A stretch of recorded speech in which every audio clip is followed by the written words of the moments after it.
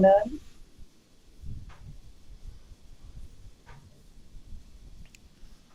All right, so that's Really, I don't right. know why, but you sound kind of like you're in an echo chamber or something. It's not really echoing, but you just don't sound like yourself. Yes. You probably need to turn up your input gain and wear a headset, Well, I turned up the volume. not the volume, I the can input make out gain. what I can make out what you're saying. So I mean, don't Well, do, okay, but I don't do that much talking during this whole presentation. So if you could just bear with me for a little bit, we will be doing most of it. And yes, yeah. so let me Don't know. inconvenience yourself for me. No, that's okay. Marty's here. Marty, not in his VR. I was testing my microphone swearing at Google Meet. Yep. Um, Took me a while to get in. I had an interesting issue actually.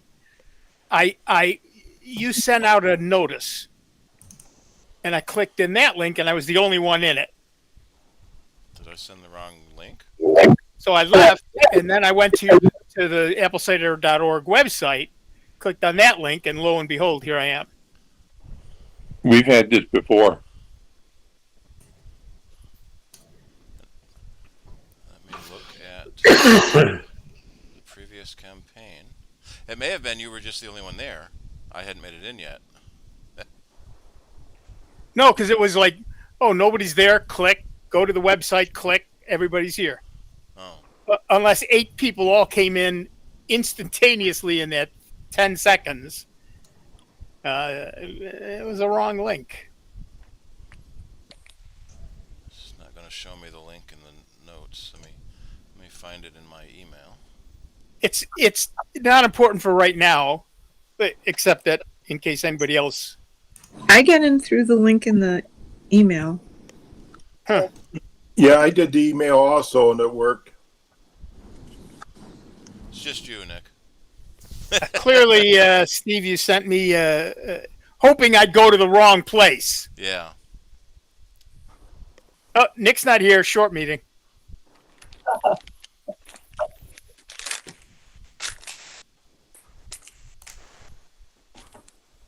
All right, we got the YouTube started or no? Yep, should be going. All right, that we're unofficially open the meeting. Or Inbox.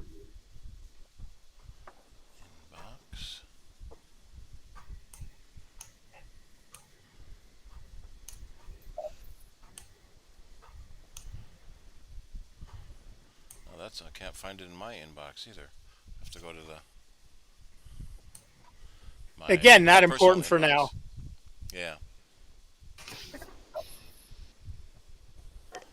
All right, why don't you go ahead and start, Shirley? all right, well then, welcome to the August 13th edition of Apple Cider Group. And thank you for everybody showing up. It's sort of warm day. And I don't really have any new news other than just what I said before. But so, Steve, you want to start off with, I don't know, Q&A or Let's news do a or little bit of news. I'm trying to see if what Apple did on there. start?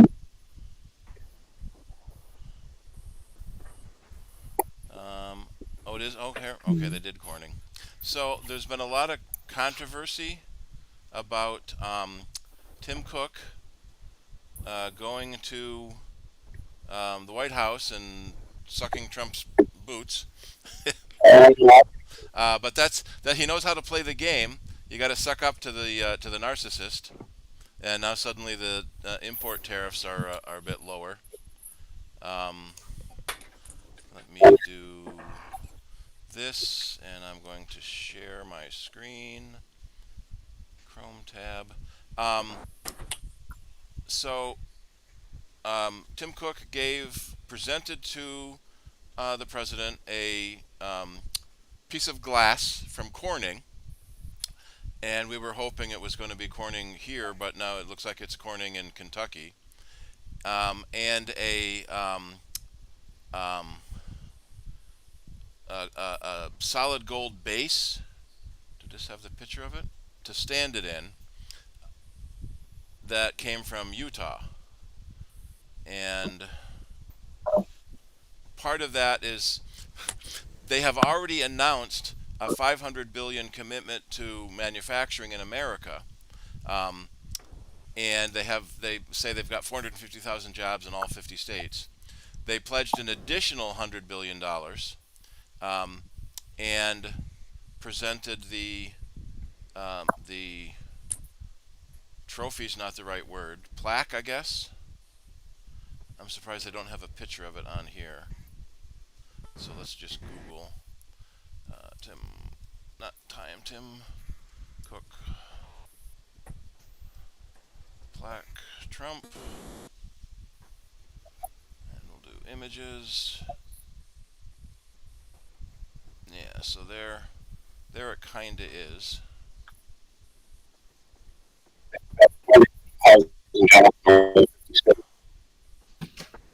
No one has a good picture of it, which is interesting. Um, no, back.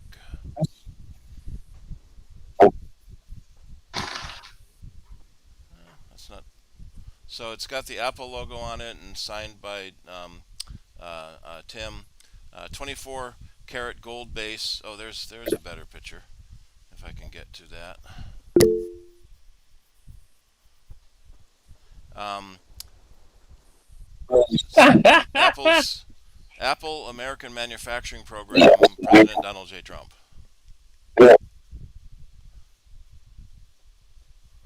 And so it made him happy. Got some of the tariffs lowered against Apple, and Apple had already pledged doing this, which is half the joke. Right.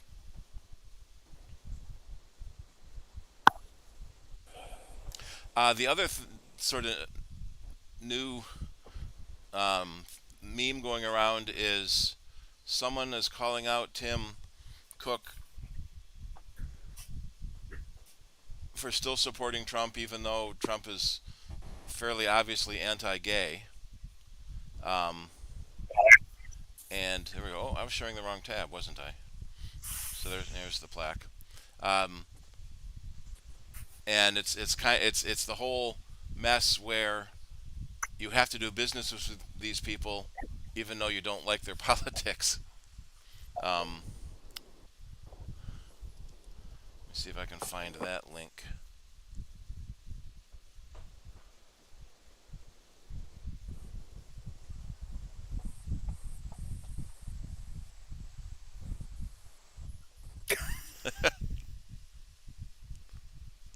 So the during Trump's last election, um, uh, uh, um, um, presidency, Cook's comment was, if you tariff Apple too much, then you're gonna let Samsung win, and Samsung is Korean.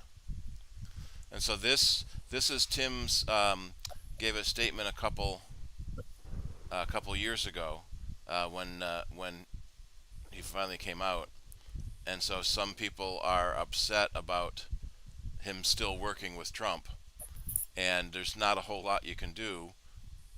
Trump is the incumbent president. You gotta deal with him.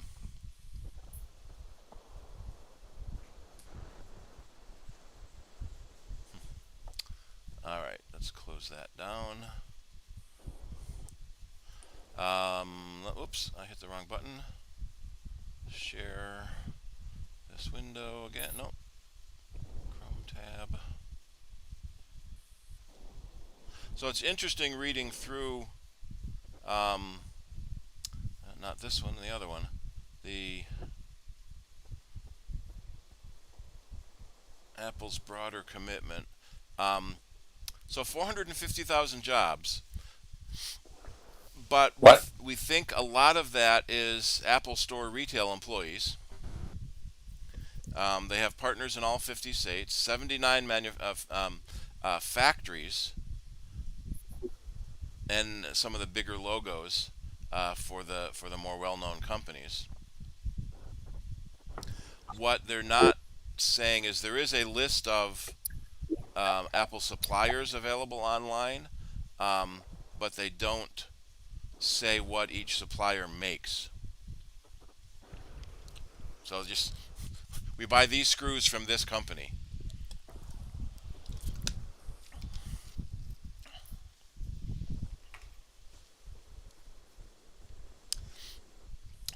All right.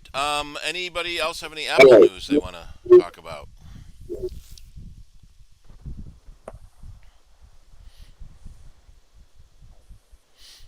Alrighty. Does Didn't Apple, they gave DJT a plaque of some sort with gold? yeah, I think. that's what we were talking about for the Oh, okay. I last 10 was thinking minutes. about other things. Sorry. Yeah, suck up to the narcissist, and then you got your tariffs waived. Does anyone remember Andrew Welch from Ambrosia Software? Yes. Longtime programmer. He came into the office today to pick up a computer we were working on for him. It was a 2013 Mac Pro, the black cylinder, affectionately known as the trash can. His son wanted to tinker with it, so we were trying to fix it up and working. He gave me permission to tell a story and his name. I can tell a story on soundbites, but I shouldn't mention his name too much. But he had a terrible problem with the computer when he was using it, coding and writing, writing code. He's been dealing with computers and Macs for 40 years, and his computer kept turning off. It'd run for a few hours, turn itself off. Run for a few hours, turn itself off. He took it into the Apple Store. They couldn't find anything wrong with it. Passed all the tests, ran perfectly fine. Got back home to plug it back in, realized it was upside down. And he was, in essence, blocking the fan from drawing any air in and exhausting the hot air. So the computer was turning itself off before it overheated. So it's sometimes the little things. You got to check the power cord at both ends. Is the power Hubcap. Yep. Is the power strip plugged into itself? That's a P-Buck problem, Yeah. right? Yeah, that's another way to pronounce it. Yeah. There's always that moment of panic when I finish assembling a computer, push the power button, and nothing happens. And then I realize I didn't plug the power in yet because everything's been disconnected because I had it ripped open.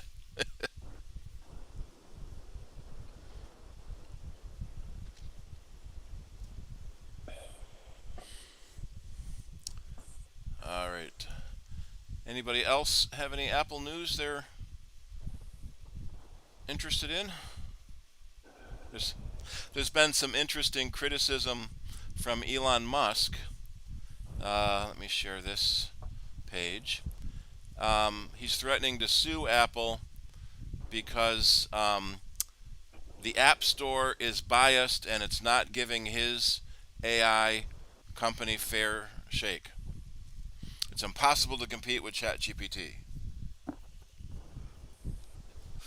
And it's another billionaires grandstanding. Did anybody see the report about Truth Social's chatbot, something like that, basically contradicting a lot of things Trump has said?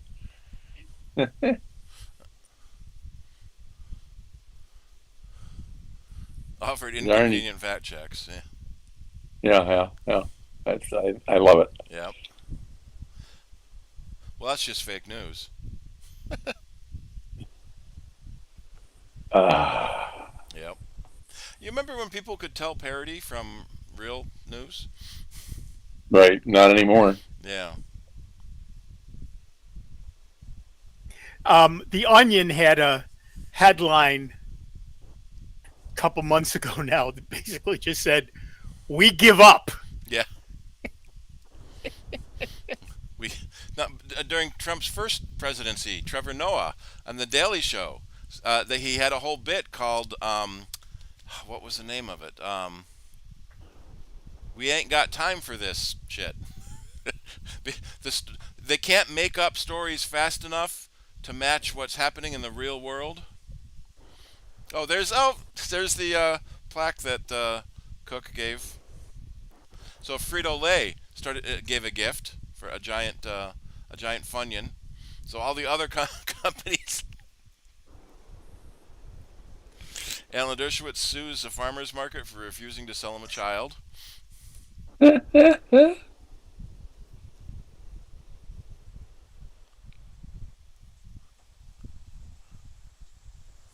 Like, geez. So it, as I said, you used to be able to tell parody. Now you can't anymore. Right. And the funny thing is, legitimate-ish newspapers will find an Onion story or a Borowitz report and publish it as fact, without realizing it was wrong. I did just see a thing on CBS this morning. I think it was Steve Wozniak has been fighting YouTube over fake Bitcoin ads. See if I can find it again. Yeah, and so CBS used this picture of Steve working in a computer, except that's a fake. Excuse me. It's not Steve. It's an Epcot reproduction in their giant sphere. But apparently there's been a problem for several years. Yeah, CBS Sunday Morning. Do they have another picture somewhere of YouTube Bitcoin investing advice? And Steve Wozniak says, "Send me a Bitcoin and I'll match everyone and send it back to you double." And they interviewed this woman who sent him zero point 0.9 Bitcoins, which was $59,000 at the time. And they were interviewing her, and she says, "Well, yeah, in hindsight, it obviously looks fake and sounds like a scam. But at the time, buy one, get one free sales are common in a lot of stores. I just thought it was something like that. So I sent my life savings." And YouTube and Google apparently don't care. Every time they try to complain, the complaints are ignored. They've gotten their lawyers involved, and their lawyers, filing claims with YouTube, and they never hear anything back. Or they say we're investigating and never hear anything back. But in the meantime, the fake ads are still running, and people are losing hundreds of thousands of dollars. Yeah, his wife said he got an email from their web servers, and when are you going to send me my money? And that's how they found out it was happening. I just sent you $10,000. When are you going to send me my $20,000 back? There's probably a frame in here. As you've heard. Let me mute that. Yeah, so they went through a bunch of pictures. History of Apple. Oh, there it was. So there's the fake ad. A real picture of Woz with the, give us this Bitcoin address. Bless you. How do I close this window? Thank you. I should probably shut off my mic before. Can I close that? There we go. Yeah, so send your money to this Bitcoin address, and you can start at 0.1 Bitcoins, and you'll get 0.2 back. 0.2 plus. Yeah. So they're using real pictures of him, real interviews,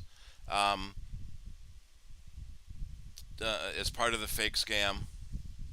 Now, we've run into that every now and then on Soundbites too, where we'll get a music takedown notice from YouTube, and they'll block us monetizing our stream. We don't have enough subscribers to monetize anyway, but there's no blanket way to say we have a license to stream this music. We have to dispute everyone one at a time, and it's usually Russia that it's blocked in, which is fine. So most of the time I don't bother.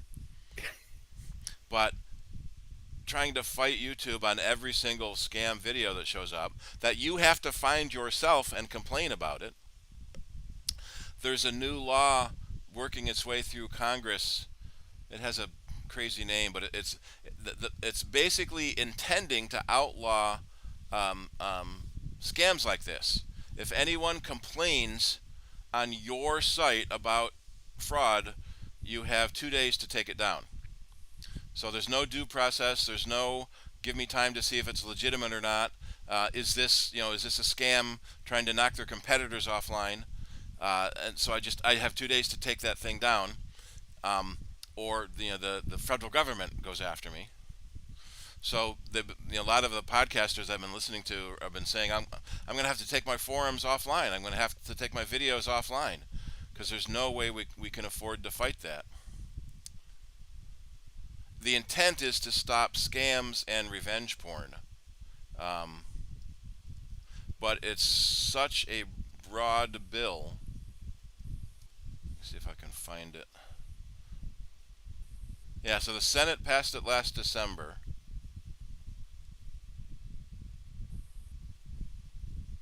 Yeah, it's trying to stop deep fakes, nudes, and revenge porn.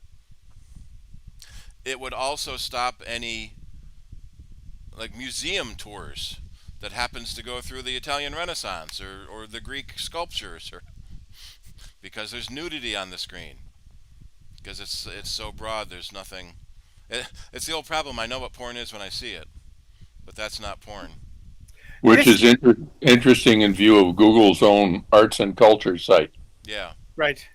But this just goes back to the problem AOL had 25 years ago, where they blocked all mention of the word breast, which included the breast cancer support group. Yep. Oops. And they tried to block anti-Semitic messages, and they were blocking Jewish community groups. Right. And I remember back soundbites. It was in the WXXI days where was it Net Nanny, one of the early filters you could put on your computer to stop porn from your kids. Yep. It blocked wrestling, and Dave was mad at that because he thought wrestling was okay. Yeah. So, Well, there might be mud involved, so you certainly don't want to watch it. Yeah. Legitimate wrestling, they're usually covered up more. Yeah. So you can't win. Alrighty. We didn't pass a quarter, did we? No, September's the end of the quarter.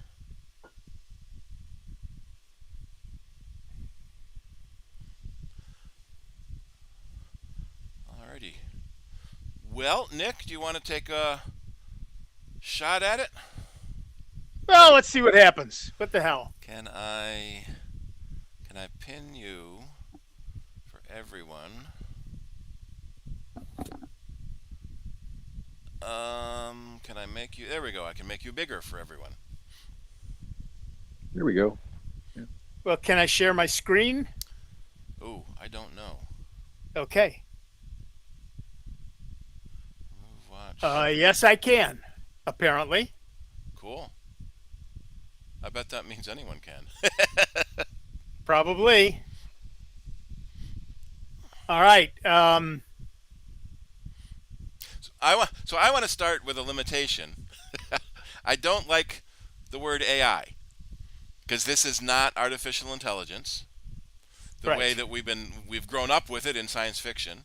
I heard an interesting thing the other day. This is simulated intelligence, which is a little closer. Right. And so what the AI people have done is they made a new word, artificial general intelligence, AGI, to mean what we always thought about intelligent machines or smart Right. robots. But AI's been usurped. Yeah, yeah. It is what it is now. There's really no way around it anymore. Find all those presentations and take the word Bitcoin out and put the AI in. Exactly. It's the new hotness. Yep. All right, so this is it. It's an AI overview and a quick demo. Here's the. Oh, I see. I have to be here to do this. Oh, that's I know. I interesting. keep trying to scroll in the meeting and you can't. Yeah. Google wants to. Yeah, allow. Yeah, go ahead. Go ahead. Yeah, I see what you're doing. Okay, that's kind of okay. So here's the agenda. We're going to talk first about what I leave out. And then we're going to talk about some definitions and how AI models learn and the various components that make an AI model. And the single most important part for the average user is crafting your prompts, how to ask AI to do something is probably the most important thing you can do. And then we're going to talk about Ollama. So what Ollama is running AI models, and really very good AI models, on your own computer. It's way more private. So for a lot of companies that are using AI to manage things that are ask questions that are related to their internal business, they don't want that out on the internet. Running something like Ollama with a bunch of models on it is the way to go. And a lot of people who are very AI security conscious do that. So I'm also going to assume you've already run Apple Intelligence and Gemini and Grok and all of those anyway, so you don't need me to tell you about those. So if you have a question or two for the AI, that's great. And then of course there will be questions for me. So here's what I'm leaving out. A lot of historical milestones, starting with the Turing test from 1950. We're just going to leave all of that stuff out. We're not going to talk a lot about the underlying architectures. We're not going to talk a lot about the data collection tools like Beautiful Soup or Scrapey. Both of those are actually Python programs. But the as we all know, AI mostly gets trained by scraping the internet. Okay. We're not going to talk about decision trees and random forests. Random forests are a bunch of decision trees. We're not going to talk about those. We're not really going to talk about AI ethics, although that's huge. We're not really going to talk about expert assistants like DAX. I don't know how many of you have been to a doctor recently, but many of them now have a cell phone sitting next to them on the desk running DAX, and they can then look at it. DAX listens to the conversation. It's an AI model designed specifically for the medical profession. And so you sit there and you talk to the doctor and you tell him or her your symptoms, and then they can look at DAX and say, oh, I didn't think about this or whatever. We're not going to talk a lot about those because those are pretty specialized. We're not going to talk about the inside baseball stuff like learned bias and weighted coding and unbalanced design and just yada, yada, yada. We're just not going to do any inside baseball. This is an overview. If you want a multi-semester degree, I will happily charge you for that. That is not this. And Kim left the meeting because she clearly was angry about that. So, all right, what is AI? And that's everybody's got a different definition, but Google's basic definition is it's a computer program that can complete cognitive tasks, which are typically associated with human intelligence. It's a little weaselly, and it doesn't matter. The point is that's Google's definition. And machine learning is a computer program that can analyze data and make decisions or predictions. And this goes a little beyond your something regurgitator, Steve, whatever you called it. It's not just regurgitating facts, it's extrapolating new information based on those facts. And that's actually pretty big. And one of the problems is the quality of the data, right? The quality of the data you provide when teaching the model is vital. That was the problem that X had with Grok. Grok is X's AI, and the very first time they put it out there, it immediately became a Nazi because they had trained it on everything that happened in Grok, and there's a lot of Nazis in Grok. So you need to teach computers to solve problems and to do that stuff, to make decisions, but the quality of the data is very important. And generative AI is the type that can generate new content. Give me text that no one has ever seen before. Give me an image that no one has ever seen before. Write a song that no one's ever heard before. That's generative AI. That's creating something new from something that out of something that's never existed before. Well, what isn't AI? Siri's not AI. I found this on the web, is not AI. Google's original assistant, same thing, not AI. Now, with Siri and with Google, Siri's being melded into Apple Intelligence, and Google's helper is being molded into Gemini. So there's a lot of that is changing. Bixby, search engines, that stuff's not AI. And so we're not going to spend any time talking about those. Issues. AIs hallucinate, right? If they don't know an answer, they lie. AIs, much like many humans, are very reluctant to say, I don't know. So they would rather lie to you than admit they don't know an answer.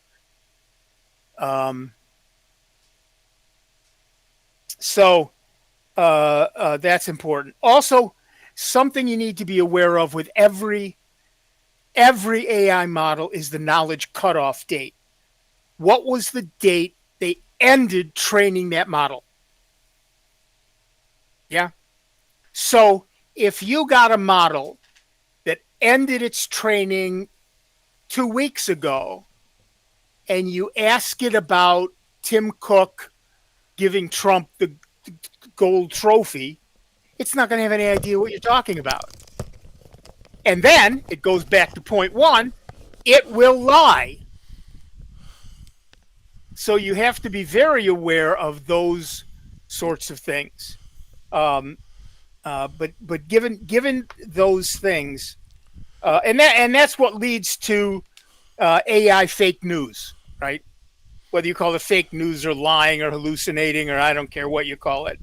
But that's what that is. So how does AI is people, and people are the worst. People are the worst. So how does an AI learn? 2 ways: machine learning and deep learning. At its core, an AI model is essentially just a sophisticated algorithm. It's been trained to recognize patterns in data. That's what an AI actually is. It's actually a pattern a program that analyzes patterns.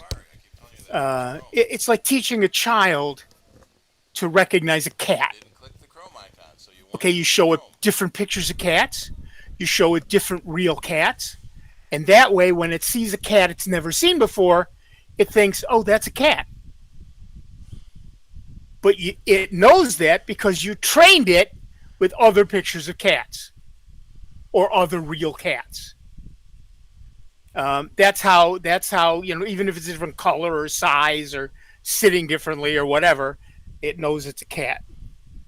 So machine learning is, instead of explicitly programming a computer to do something, you feed it data and let it learn the rules by itself. That's FM to me. It really is. The model learns from examples and then can extrapolate from that new information. Deep learning is a subset of machine learning. It uses artificial neural networks with many layers. Deep referring to the depth of the network. And these networks really are inspired by, or perhaps, I'll get to you in a second, Charles, are inspired by the structures in the human brain, right? Theoretically, they kind of mimic that. And deep learning is particularly good at handling complex data, like images and audio and text. So generally speaking, when you use any of the models that are out there today, they're really doing deep learning. Okay, wait, who had a question? Was it Charles? Yeah, just a quickie. I think you said something was FM to you. Yeah. What is that? Fully magic. Oh, okay. Thanks. Bye. For select possible choices of the letter F. Right, So, right, yeah. right. All right, so what are the components of an AI model? Well, neural networks, we talked a little bit about those already. They're interconnected nodes, they're artificial neurons, that sort of thing. The training data, that's obviously the raw data that's used to train the model. And the higher quality the data, the better the model will generally perform. So again, to go back to the Grok problem, the reason it became a Nazi and was telling people to go kill themselves was because it was trained on crappy data. So you use high quality data, you get a high quality thing. And then parameters. They're the adjustable values in the model, right? The weights in a neural network. The training process adjusts these to minimize errors, improve the model's accuracy. The more parameters, the better. We'll take a look at that in a later point when we look at the number of parameters in a model. And of course, the actual algorithms themselves, the specific instruction set that tells the model how to learn and how to make its predictions. Those are the components of an AI model. And then there are different types of AI models. There are classification models. Like we said, recognizing an animal. Well, that's a cat. That's a dog. That's a hippopotamus. That's just that's a classification thing. Regression models. They predict a continuous value. So predicting housing prices from past data, extrapolating where that's going to go, forecasting sales for a company based on historic data. Generative models can create new data that resembles the training data. So you can generate images that have never existed before, text that's never existed before, music never existed before. DALL-E 2 does that. ChatGPT does that. It is a generative model. Then there are recommendation systems like Netflix and Amazon. They basically predict what you might like. They extrapolate what you might like soon to see next based on your previous behavior. That's the whole, I liked this movie, I really liked this movie, I didn't like this movie. But it takes those likes and really likes and says, okay, this is somebody who likes schlock 60s kung fu movies. I will recommend more of those. And then there are the natural language processing models, and they understand and can generate natural sounding human language. ChatGPT does that. Google Translate does that. Several others do that. Anytime you have one of those that is listening to what you say, whether it's typing or talking, and answering you in your language, that's an NLP model. Okay. What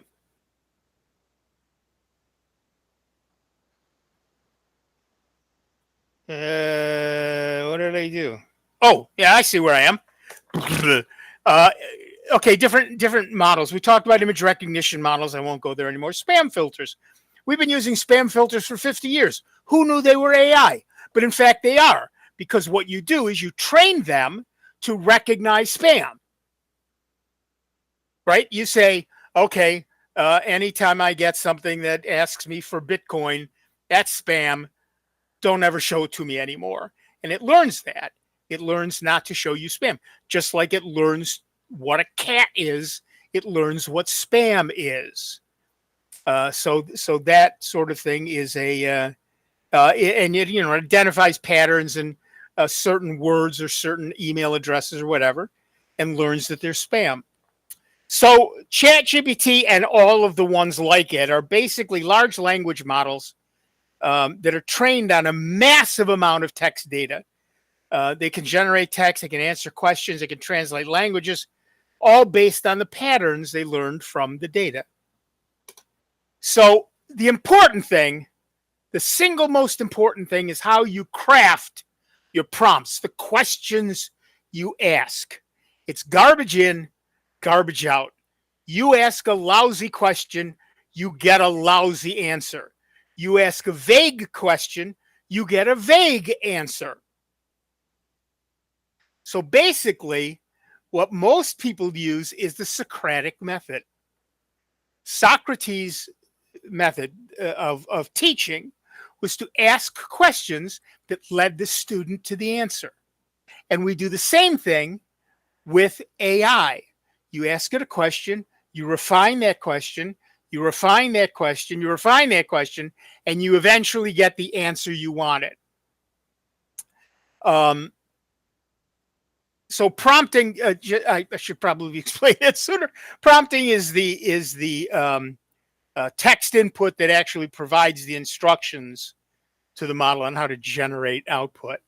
And LLMs, large language models, ChatGPT is they're all large language models. Everything we use, what we think of as AI, are called large language models because they have learned from large models of different language. So LLMs understand context, not intent. They don't understand things the way that humans do. They predict the most likely sequence of words based on their training data. Your prompt guides that prediction. So it's that Socratic method again. You teach it, you tell it what you want to know and how you want to know it. So ambiguity can lead to unexpected results. Vague prompts lead to vague results. Specificity improves accuracy. And we'll take a look at these. I will show you some prompts that are good and bad. So the more specific you are, the better the AI can tailor the response to meet your needs. Role play matters. So instruct the AI to assume a role. For example, you are a seasoned marketing expert. Tell me blah, blah, blah, blah, blah, sales, blah, blah, blah, whatever. You are a Python programmer. Tell me blah, blah, blah, blah, blah. You are an AI expert. Speaking to a beginner, explain AI. See, that last part got a little fuzzy, but the first part, this is who you are. This is who you're talking to. Now I'll tell you what we want to know. And prompting is often an iterative approach. You tell it something, you say, okay, what I want you to add is, or okay, that is a little, give me this as well, or instead, or whatever. And you do that over and over again. Again, the Socratic method. And my favorite thing is learning from the AI. Once you get the answer you really wanted, your very next question should be, write a prompt to give me the output we just got. And it will write a prompt that starts with, you are an expert in X and you're talking to a beginner and here's the information. So you can the AI can eventually teach you how to prompt the AI. I love that part.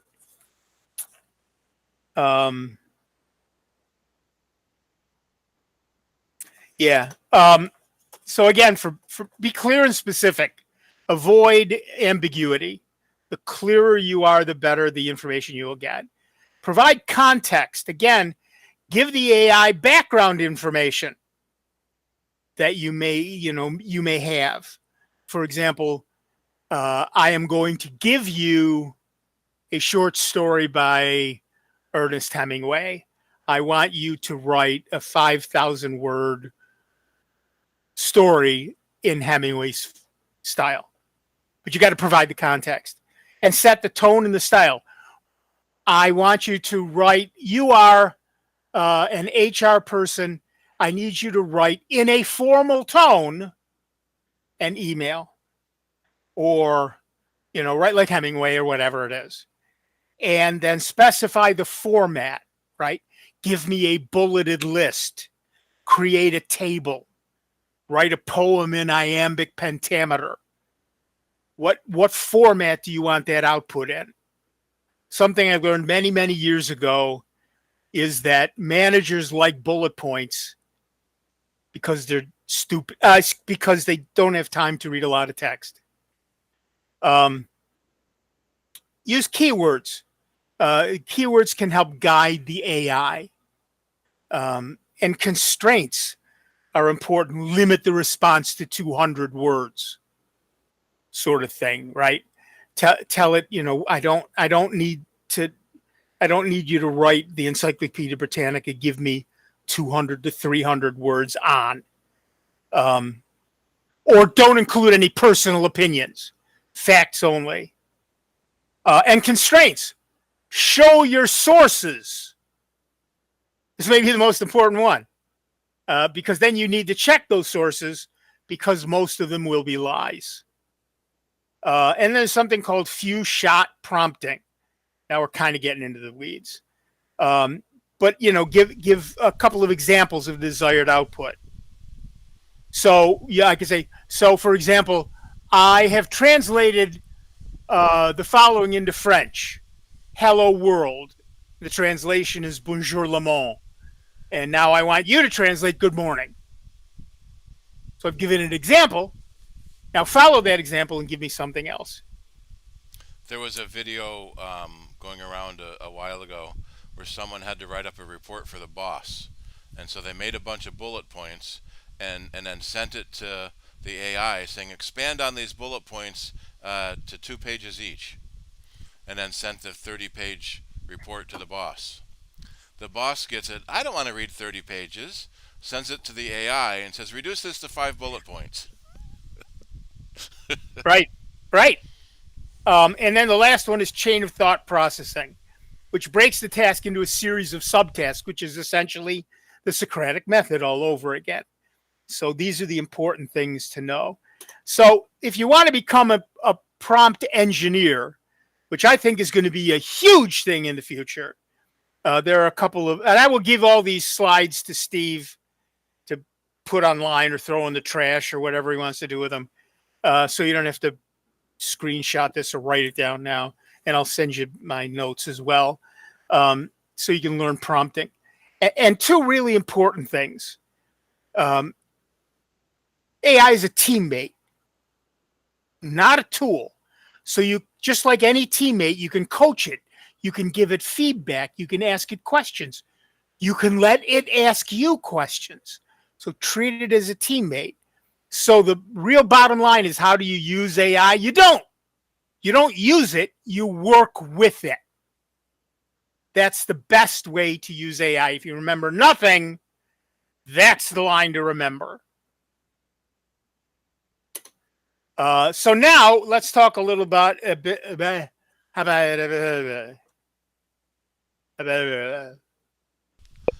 late in the day. You've either had not enough coffee or too much. Oh, I don't understand the term too much coffee. That's water, but still. Llama. So we talked about running AIs locally. so that when you are doing something with your own intellectual property in a company, for example, you don't want ChatGPT to know about that. You want to keep that internal. Then you use something like Ollama. And Ollama is an open source tool. It runs either as a command line or as a web page. And it's a platform for running your own large language models locally on your computer or a computer in your company, right? It doesn't have to be on your computer. Because one of the things you can do is you can always SSH in and run from the command line, or you can go to the web. There's an open, I'll explain it later. It's kind of a streamlined way to download, run, and manage models locally. And you can do it's free. And yes, it runs on the Mac OS. And you can download it at Ollama.com. What are the key features? It makes it real easy to download Ollama. You just say, I want this the downloading the models themselves. You just say, I want this model. Ollama brings it in. Easy local execution. Once it's downloaded, you can either use the command line or the web interface to interact with it. And then it's a regular AI, just like ChatGPT or any of the others. You ask it questions and it answers them. Now, do you have anything on creating a model? You can create models, but that's big company, a lot of money. Big company, a lot of money. This is, we talked about multi-semester class. That would be 101. This is 000, and creating a new large language model is at least a 300 level course. Well, and yes, I'll talk about those things in a minute as well. And Marty says that Ollama is 12 gigs, which isn't really that much anymore. No, it really isn't. So you can no, I'm sorry. Ollama is not 12 gigs. Downloading the component that allows the ChatGPT model itself is 12 gigs. Ollama is much smaller than that. Right. Ollama is tiny comparatively. And so you don't need Docker or complex environments. Now, I know Steve Organic is in here today, and he's a Docker genius. God bless him.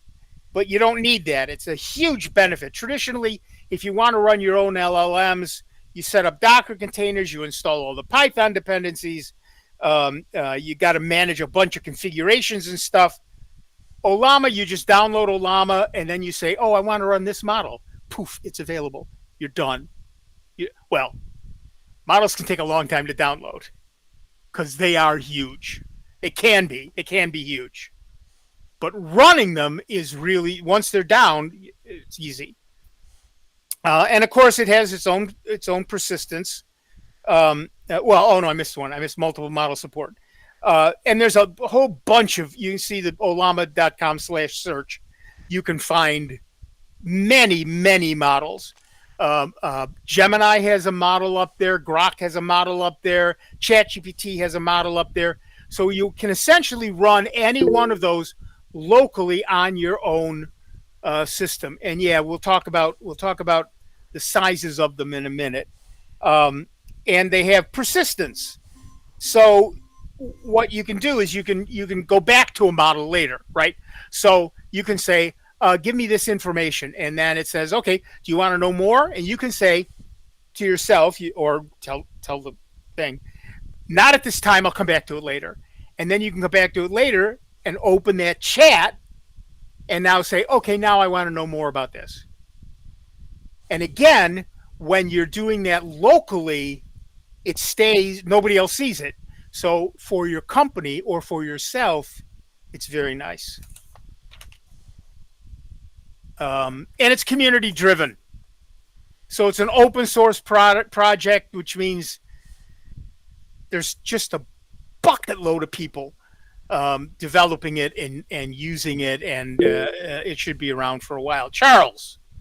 Do you, as time goes by, using Ollama, if you use a particular one of the models or systems it provides, does it update those to reflect more recent learning?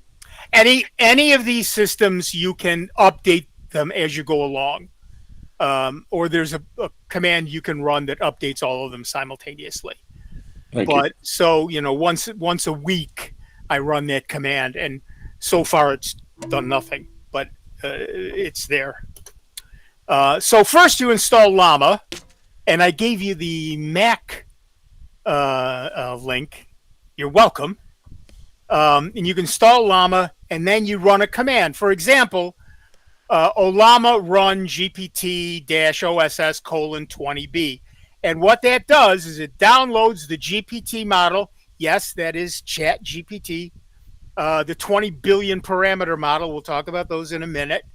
And now you can run it. You can run it from the command line, or you can run it in the web interface if you've downloaded that. That's a separate download, but again, that's nothing.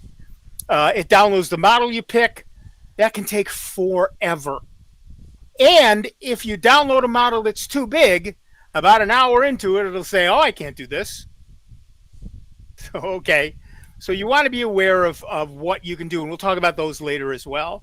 And then you can either use the CLI, the command line interface, or Open Web UI, which is a separate download, but it works. Now, here are the considerations for Olama. You need a pretty beefy computer if you're going to run any of the bigger models.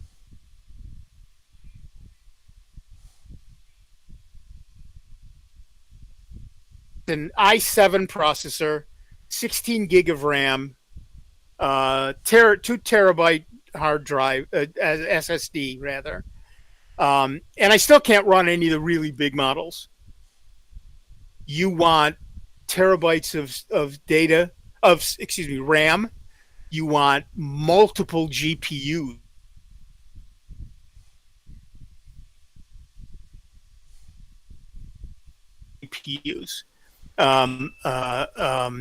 Olama can manage up to 8 GPUs. And now you're talking, it's still going to be a little slower than like ChatGPT or whatever. Picking the right model can be tricky. There are a lot of them.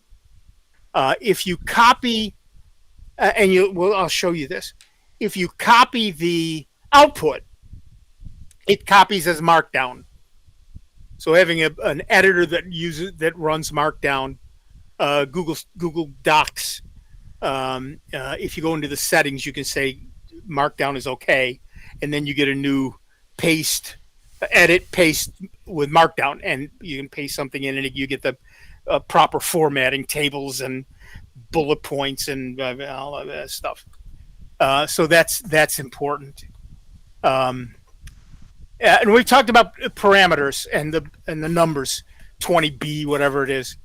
That's the number of parameters, and in the context of parameters, that's the weights and biases in the neural network. You can kind of think of it as the judgment calls and the connections that are made among the various bits and pieces of that LLM. I mean, the reason they're... Sorry?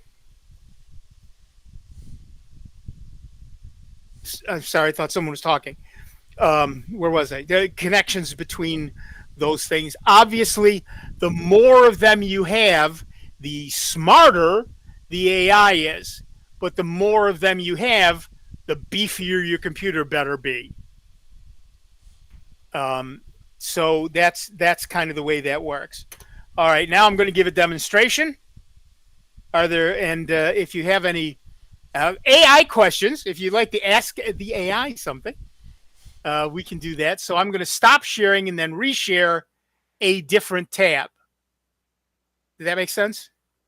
Yeah. All right. If you ask different AIs the same thing, do you get different answers? Oh, yes. Oh, very much yes. Okay. I don't really need that anymore because the only thing we're going to do after that is questions. All right, so let me share. Where are we? Let me share my screen again. This time I will share Open Web UI. And here we are. I have installed Olama on my system. I have installed OpenUI on my system. Open Web UI. And now I am prepared to play around with Ollama. So the first thing I need to do, because I have multiple models set up in Ollama. How are we doing on time? Oh, I got a little bit of time. Because I have multiple models, the first thing I have to do is select a model. And I have a bunch. CodeLlama and OpenCoder are useful for writing code. Duh. The Gemma models are Gemini. The GPT is ChatGPT. The obliterated and uncensored models let me ask questions that I probably shouldn't. And Tiny Llama was the first one I played with. It's real small. The answers are not great, but it's very fast. Can you make your text bigger? I can. There we go. That's better. Okay, is that? Yep. So Gemini is Google, right? Gemini is Google. ChatGPT is ChatGPT. There are a bunch of others. And a bunch of them are getting sued by a bunch of different companies for sort of the same reason. You used my, New York Times, and you scrubbed all my articles to learn, and you shouldn't have done that. Yep. The really nice thing is if I have downloaded these models, they can't take them back if I don't update them. Okay. So let's go, for example, to CodeLlama. All right, here's CodeLlama. And what I want to do is, I think I did something semi-clever. Can you still see the screen? You can. Look at you. So I can say, for example, where am I? Create a Python script that scrapes the Apple subreddit for today's posts and creates an HTML file with the subject of the post and a link to that post. So all I have to do is open that file and go click, click, click, and read the articles. I don't know why I would do that, but here it is, right? Now that's the basis. Now I'm getting a little more serious. Write it so it's suitable to run as a cron job, which means that I can put it into my cron tab and it runs like at I don't know, 7 o'clock every night. So that 7:15 I can go look at all the Apple news of the day. The HTML file's name should be reddit_yyddmm.html, where yyddmm are the 2-digit year, the 2-digit month, and the 2-digit day. The objective is to bring up the Reddit file in a browser and click through today's stories. So now I have said, I want you to write a Python script. I want it to do this. I want it to look like this. And here's the objective. So I've crafted a prompt that theoretically tells it everything I want to know. So let's hit enter. And now CodeLlama. And this is the 7 billion parameter version, which will take a little bit of time to run. Not a great lot of time, but a little bit of time. And it'll be a little slow typing as well. In the meantime, I can hear the fans. Yeah, what computer are you on? The computer I'm on is actually better than the computer I'm using for ChatGPT, but that's just the way that works. So now it is writing the code, and you can see it as it writes the code. I remember earlier I talked about Beautiful Soup as a scraper, a Python scraper, so it is used to scrape the web page. And now that's how you find all the posts on the page, and that's how you loop through them. And then that's how you write the data to an HTML file.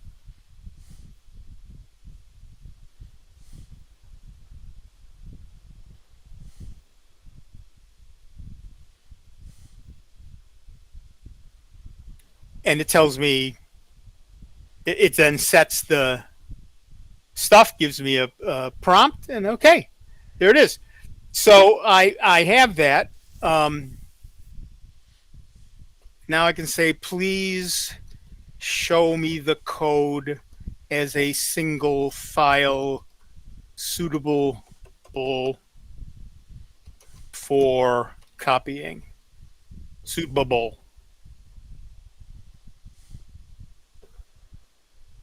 And theoretically, it will do that. So it knows the context of your previous question. Exactly. We are in a conversation. And that conversation, by the way, I don't know if you can see my cursor. That conversation is now over here. It's the one in gray. So I can go back to that. I got a whole bunch of, boy, have I been playing.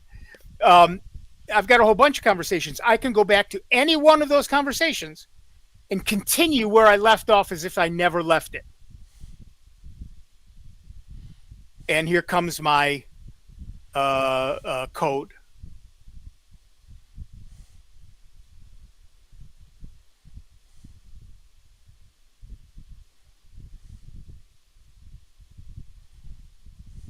It even comments it for you. Yeah.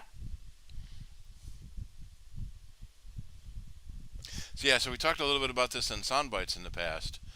Coding jobs, especially entry-level coding, might be a thing of the past, but configuring prompts is now the new entry level. Right. We used to say the people who would own the internet were librarians, because at the time it was all storing and finding stuff. Now we're heading into an era where if you can craft your prompts properly.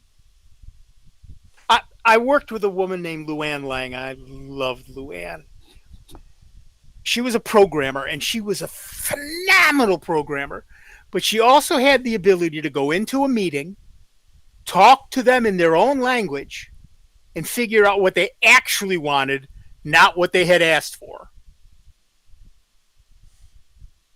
And that's what learning to craft prompts will do for you. You will be the person who can get an AI to tell you what you really want to know, not what you were playing around with.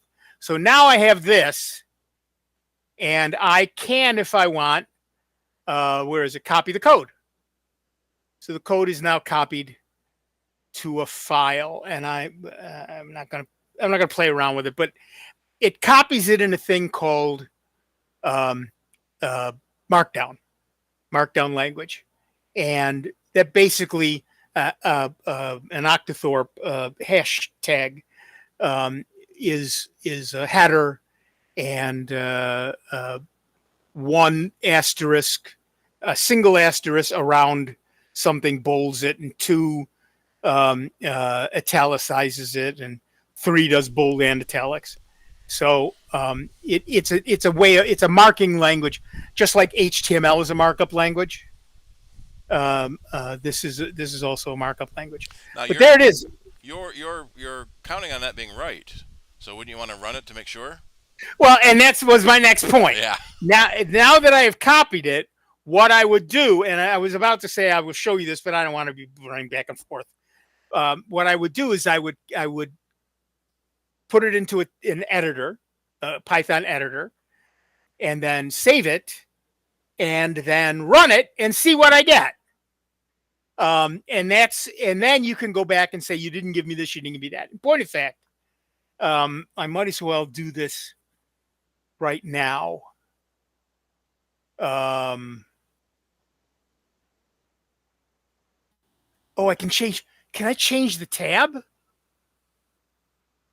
No, I apparently cannot. Okay. Oh, I can go to the other.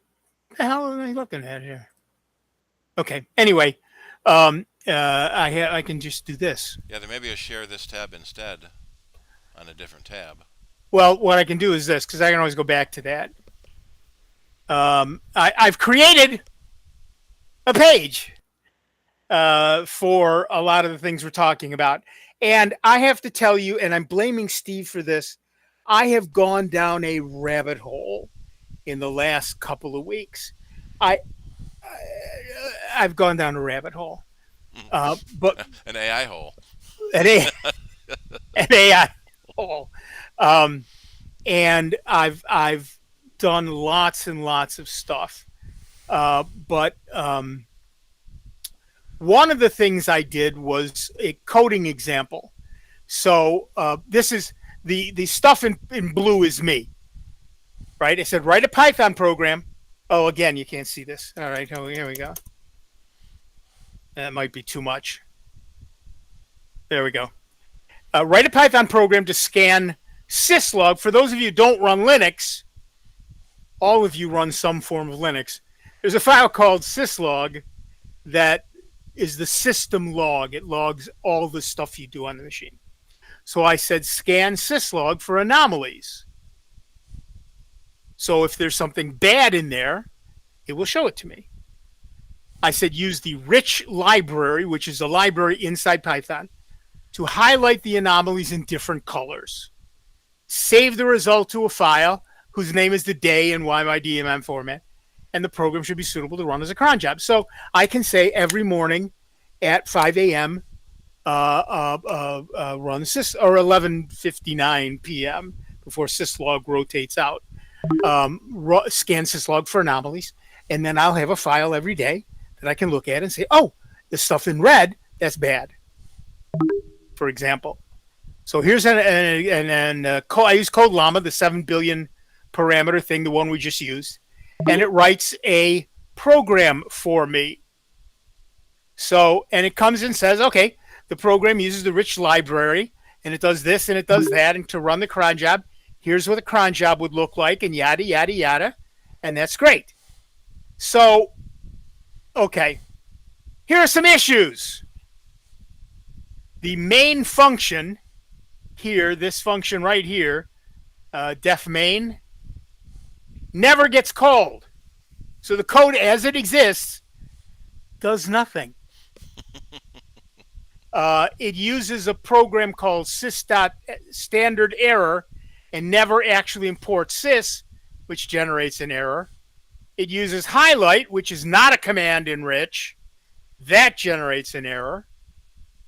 Importing the entire rich library and specifying to import print is redundant. We only need print. Why import the entire rich library and take up space we don't need to take up? That's not really an error, but it's unnecessary, bloats the code. Adding this business to the cron job is unnecessary and defeats the purpose of saving each day's file to a different name, because it already saved it to a different name up here. And it doesn't add a link to the Python executable at the top of the file, but that's sort of okay because it's not strictly necessary, although it's a good programming practice. And then specifically this line should look like this. So the actual program should look more like this. So it was close, but no cigar.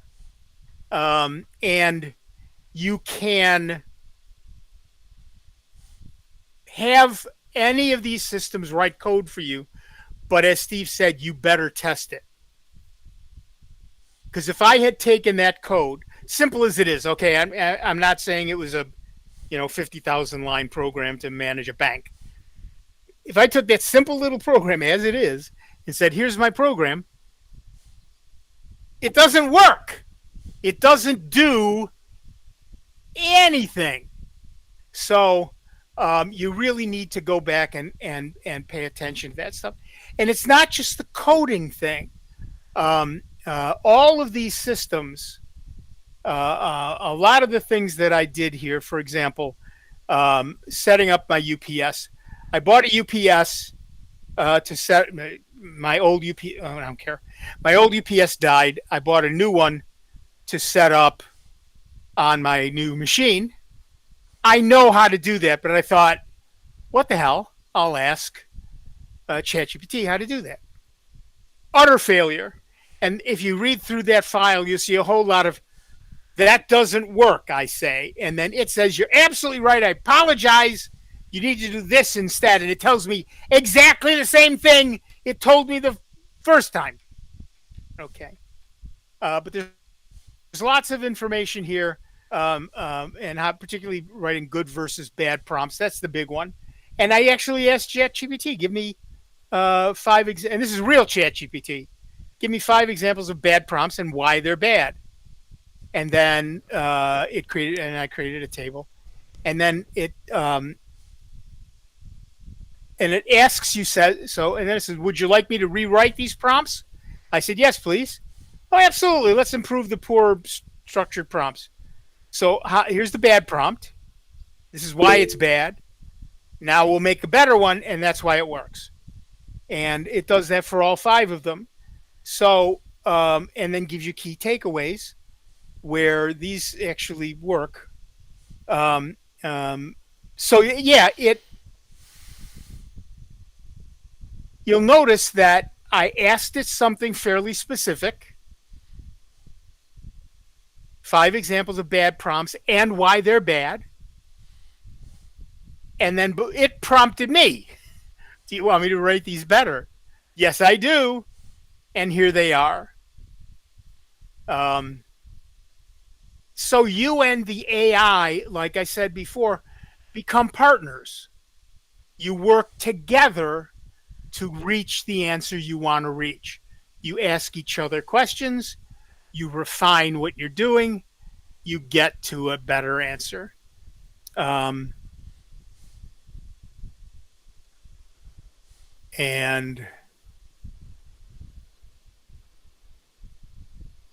I guess we're not going to go there. All right, we're done.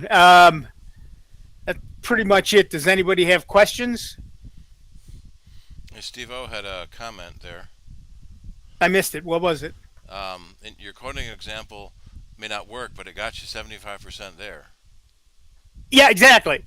It may not be a 100% solution, but it certainly is a 75% solution, and that's a very good place to start.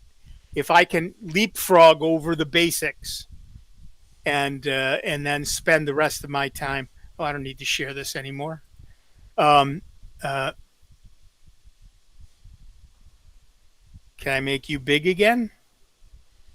There we are. Are we all there? Oh, look at me. I'm still big. But that gives you. There we go. Thank you. Getting 75% of the way there still saves you possibly hours or days or weeks of programming. But always check your sources. The most interesting one thing that a lot of faculty are struggling with is that students are turning in papers written by AIs. The smartest thing I ever heard was one teacher who said, have AI answer this question. Then critique it. Tell me where it's right and tell me where it's wrong.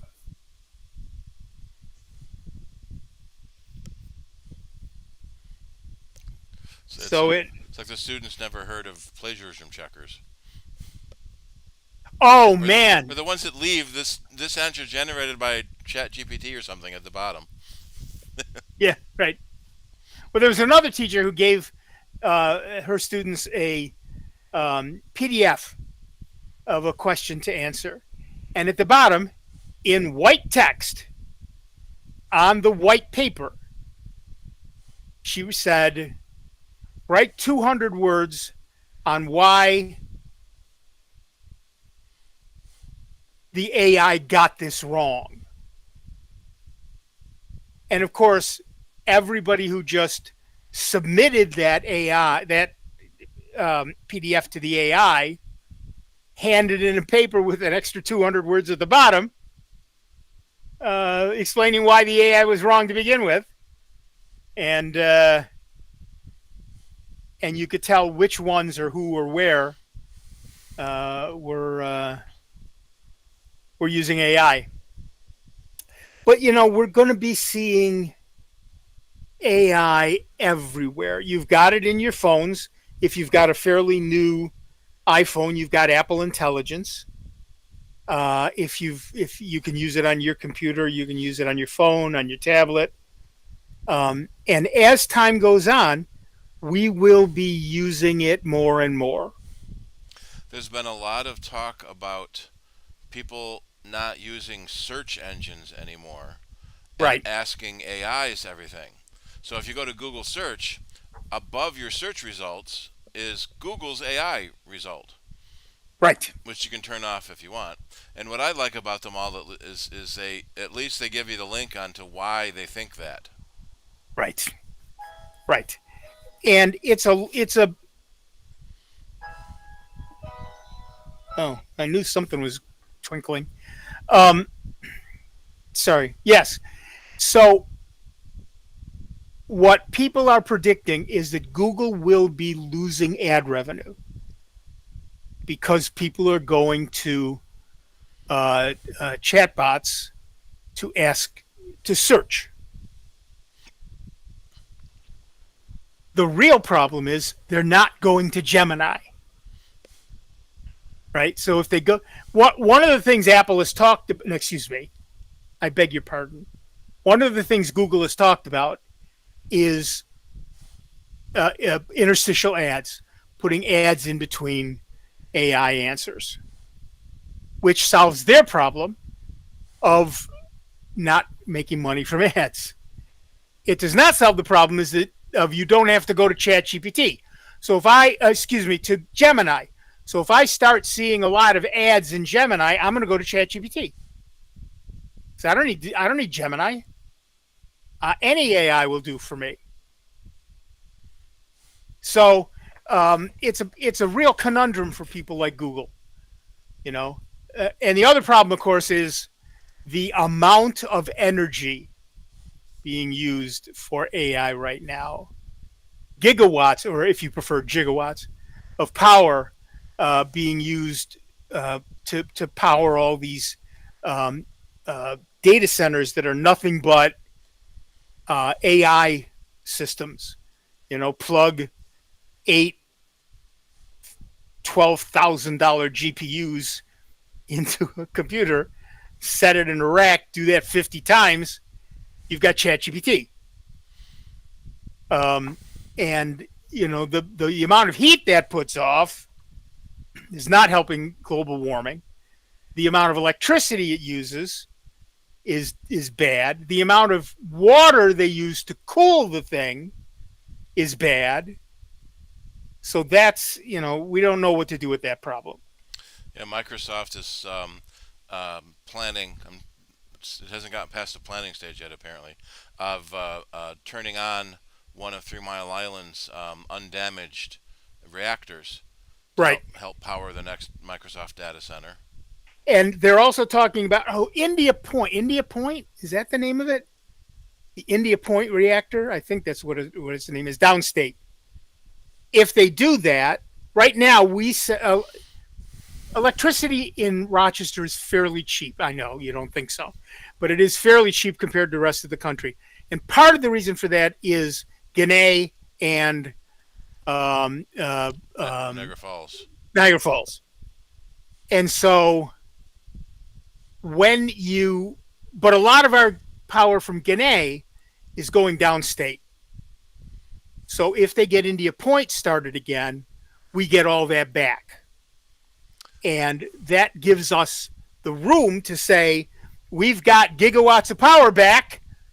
Who wants to put a data center in Rochester or somewhere in Western New York? There's a the Green Ridge nuclear plant on Seneca Lake. I think it's in Nunde. No, Dresden. They stopped supplying electricity to the public, to the town, and started using all of their output for cryptocurrency. Yep. And they got sued, and a judge allowed it. Reading through the history here. Yeah. But in cryptocurrency, the same thing. except AI takes more. The other problem is the politeness problem. Okay, so if you say please, or when you're done, say thank you very much, that takes processing power. And when 100 billion people are all saying please and thank you, that's an awful lot of processing power. So if you don't say those things, it saves a little bit of energy and blah, blah, blah. They should code it to ignore them. But the problem is we want AIs to be polite. Mm-hmm. We want them to be polite. So allowing them to understand please and thank you. So when the robot overlords come and they won't kill me because I always said please. Because I always said please and thank you. Yeah. But yeah, that's we want. Again, that goes back to the Grok problem, right? It was trained on data from X. And as we all know, there's a lot of bad stuff on X. And so Grok was telling people to kill themselves and that the Nazi party was the great party and yada, yada, yada, yada. Well, what we want are AIs that will exist in polite society, right? We don't want AIs telling people to kill themselves. We don't want AIs telling them your religion is bad or your sexual orientation is bad or whatever it is. We want them to be polite. So if we are polite to them, we are training them to be polite to us. It's a very fine line, but yeah, it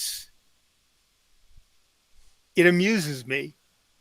And I tend to say please fairly regularly. I tend to say thank you very regularly. There was a subplot in Mythic Quest, which is a show about game developers on Apple TV Plus, and one season's main plot was that the one programmer, Poppy, introduced the shovel as the great new tool, thinking you could dig and build things. People started digging Nazi symbols everywhere. So they made a contest and ended up getting all the Nazis together on one server and then disconnecting that server from the rest of the world. Yeah, but let them be Nazis by themselves. They won't bother us anymore. Right. But it's a problem, and it's not just Nazis. Okay, it's all kinds of stuff that really shouldn't be said or implied in polite society, and scrubbing that stuff out of an AI is not easy. Once it gets in. So the people who are teaching AIs, crafting new AIs and giving them data, are now tending to curate those data. They don't just we talk a lot about, they scraped the entire internet. Well, and they got Grok. Now they will say, okay, this site, that site, this site, that site, but not this site, that site, this site. So, it's better for them. The average, better for us. The average of all humans is a jerk. Right. If there may not be as many jerks, but they're a lot louder than normal people. As my daughter says, people, they're the worst. Yeah. It's a Dilbert cartoon. I found out what was wrong with our software. It's people. Yep. And pointy-haired boss turns to big boss and says, "Do you have a pencil? I can write this down." No, it's true. We used to say when my guys wrote code, we always gave it to Dave Ballard because Dave could find the problem with anything, and if you Dave-proof the code, it worked. But we always used to say, The problem with this code is Dave. Without Dave, this is perfect code. But yeah, so we need to be aware that and new models are coming online all the time, right? ChatGPT just introduced ChatGPT 5. And ChatGPT 5 is leapfrogs over 4.0 and all the other models. But, again, they had to craft it and teach it on things that were not bad things. So, yeah, it's a long road to properly teach a model. So when somebody asked earlier, how do you create a model? The average person generally does not. That is a 3 or 4 or even 500 level course, not a 101. But if you have an extra Mac sitting around, or any sort of computer, you can run Ollama yourself.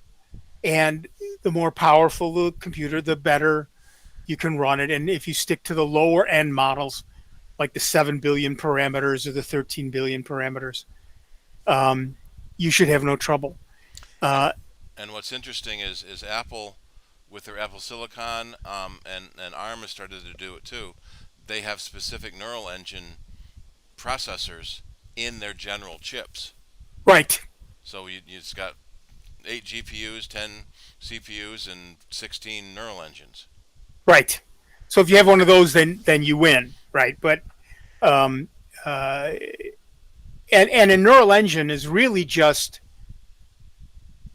a super fast GPU kind of thing with specialized coding in it. The M4 neural engine can perform 38 trillion operations per second over the M3's 18 trillion operations per second. I remember when millions of floating point operations was astounding. Listen, I remember when we got to megaflops. Yeah. 1 million floating point operations per second. So now we're doing 38 trillion. Rick has raised a hand. He has not. It's still under his chin. So, Nick, I was wondering, have you tried Claude AI at all, and how does that compare to the others that you have? Oh, that's a lovely question. And I can give you some answer to that.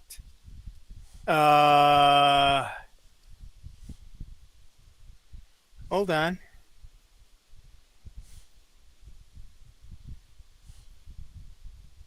Yeah, Is it this one? I asked No. Perplexity if it was better than Gemini, and it said it depends on what you need to do. Each AI has its own strengths. Yeah, and I've done that. I had one of these things in here somewhere is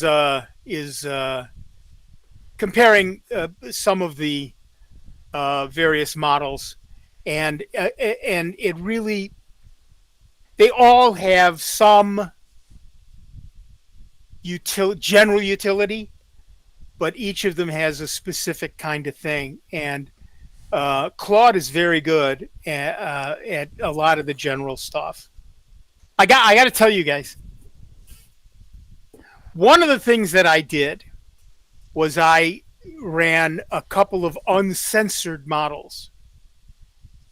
So in general, so I ran a regular model, Gemma, which is Gemini, and I said, and I ran it locally because I would not do this out on the internet.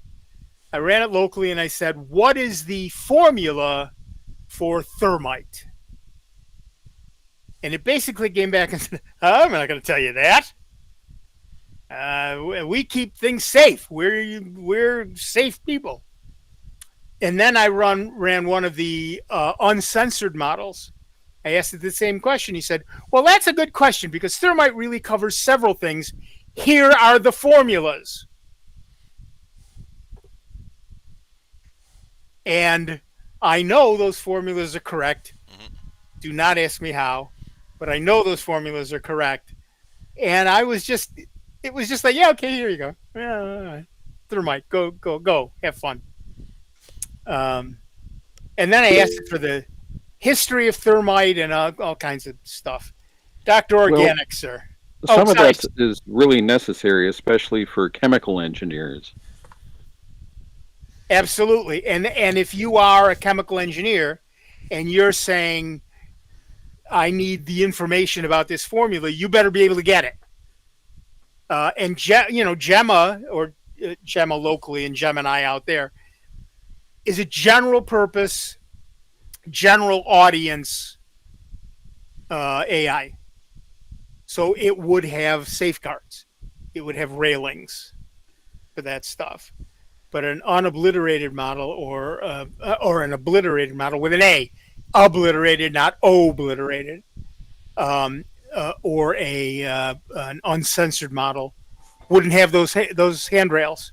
And so you could do whatever you wanted to do. They call getting out of the AI safety box jailbreaking, even though it doesn't really have anything to do with like jailbreaking your phone, but right. Conceptually it's similar. Well, yeah, okay. It's kind of more like jumping the baby gate, but yeah. You're getting it to do something it specifically doesn't want to do. Right. But yeah, so Steve had his hand up. Yeah, so I think it would be interesting to take your coding example and run it through cloud and see if it resolved some of those issues. Because I've heard that cloud is actually better than ChatGPT. Yeah, I didn't have the chance to do that, and it's one of the many things I fell down so many rabbit holes. So many. Yeah, I posted a link in the chat to an article on each AI's strengths and what to use each AI for.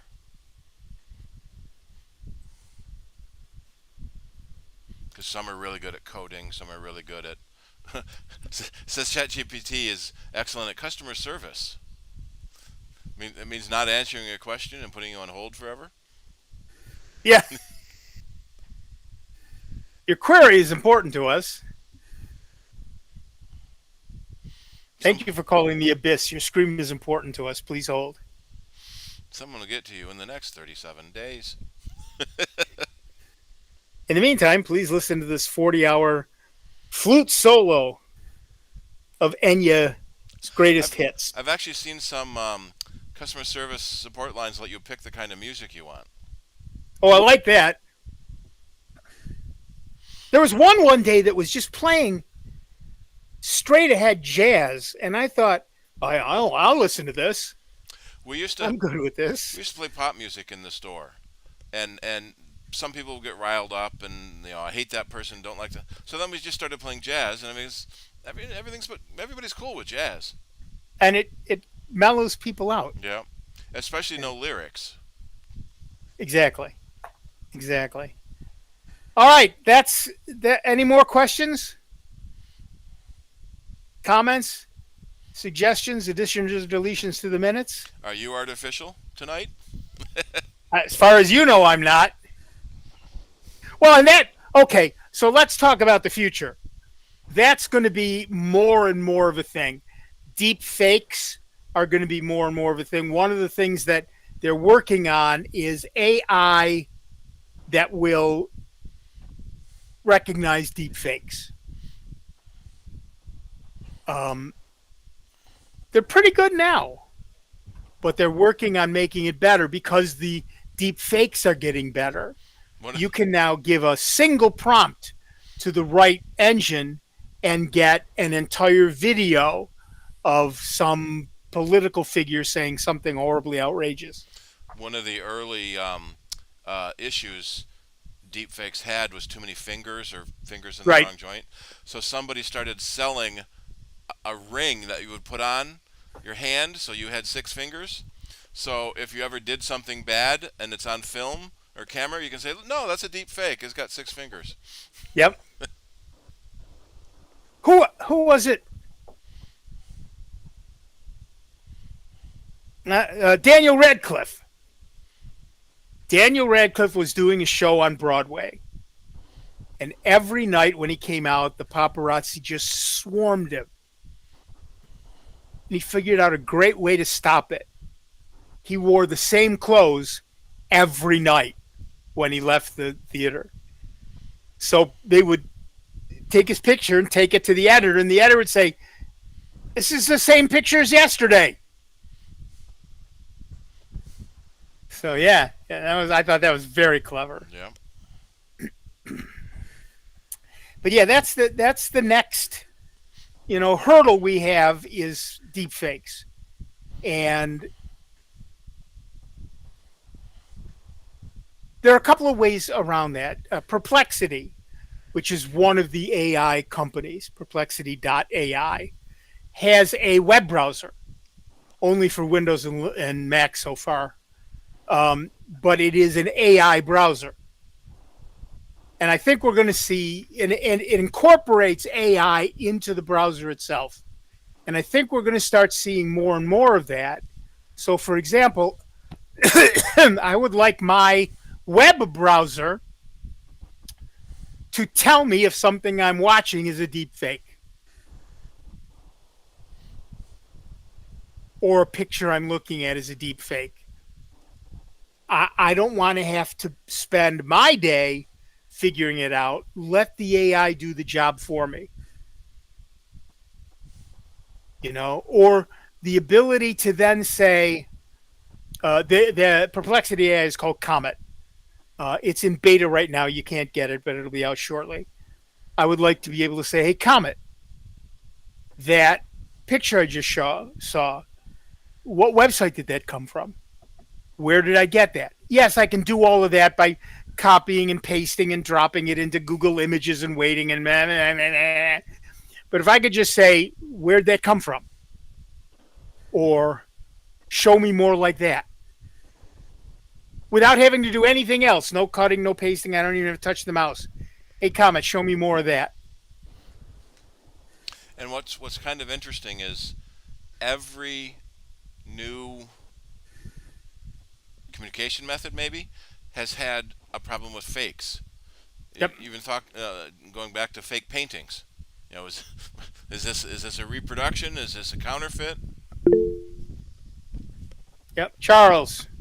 The example you were just talking about of an AI that would tell you whether an image you just saw was a deep fake, wouldn't that depend on how recently the thing was updated in terms of what's on the web? Well, it wouldn't know necessarily a specific image. So this could be a new image. What you want it to do is analyze that image and say, this clearly was generated by a thing. Okay, I get it. Yeah, Thank you. Yeah, that's in the future. We don't have that right now, but that would be lovely. It's like the old adage: "A picture is worth 1,000 words." But now, when you go to court, you better have a photographic analyst expert to testify that this video or photo we're seeing is real, or this file was not altered. Yeah. I remember an old Matlock episode where somebody was able to commit murder because they changed the date and time on the file to be during the murder. I couldn't have done it. I was writing this paper. Look, it was saved at 8:39 p.m. And no one in the wasn't in the script, but no one thought about, well, you could just change the date of the computer so the clock was wrong. Right. But now there's metadata, and you have to change all the metadata and blah blah blah blah blah. What was that? There was was it Colombian drug lord or something that the DEA was trying to catch for years and years, and he gave an interview to some news organization who left the metadata in the picture they posted online that gave his coordinates so they could go arrest him. Yeah. Many people don't know that almost every picture you take nowadays contains the all kinds of metadata, including the location where that picture was taken. Especially if you take it on a smartphone that has location built in. You'll often see that if you share a photo with somebody else on the iPhone, it will ask you if you want to also share the location data. Right. But that's how the Photos app generates the map of the world for you to see where your pictures were taken. That's a handy feature. Yep. Just don't be a bad guy. Well, and the problem is if you turned it on, you now have to remember to turn it off when you're going to do something illicit. Yeah. Yeah. All right. I guess we're done. Thank you so much. Thank you, Nick. Thanks, Nick. Yes. This was Wonderful. a lot of fun. I had so I had much. fun. And you can Thank see you. more of Nick. Interesting. You can see more of Nick every Saturday from 12 to 2 on member-supported Jazz 90.1. Now we're talking. I had a guy today. It was a PT, and some guy just looks over at me and says, "Are you Nick?" I said, "Yeah." He said, "Did you used to have a TV show?" "Yeah." "I liked it. Thank you very much." They usually say, I see you on TV all the time. Right. How long I has it been watch off you the every air? Friday night. Yeah. Right. Actually, Right. it's been off the air longer than it was on the air by now. Boy, that's the truth. That's the truth. Yeah. But yeah, so I appreciate you giving me the opportunity to do this. I fell down a rabbit hole that You can I may incorporate never it- get out of. Incorporate it into your next book. But you had fun doing it, right? I did have fun doing it. I don't know if I want to write a book Yeah. or I want to do a quick course. Yeah, book will be out of date before it's published. Well, that's the problem with books. So if you do a course like at Mastermind Lounge or whatever, then I can make it. I can update it every day if I have to. I use ChatGPT to help me write a report about why nuclear is not as good as renewables, and I sent the whole thing to our governor. Yep. And that if you craft the prompts right, you can get a really professional, well done, in-depth piece of information out of that. Yeah, that's exactly what it was. It was great.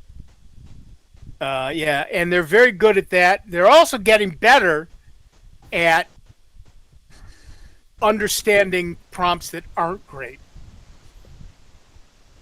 But the better your prompt, the better off you are.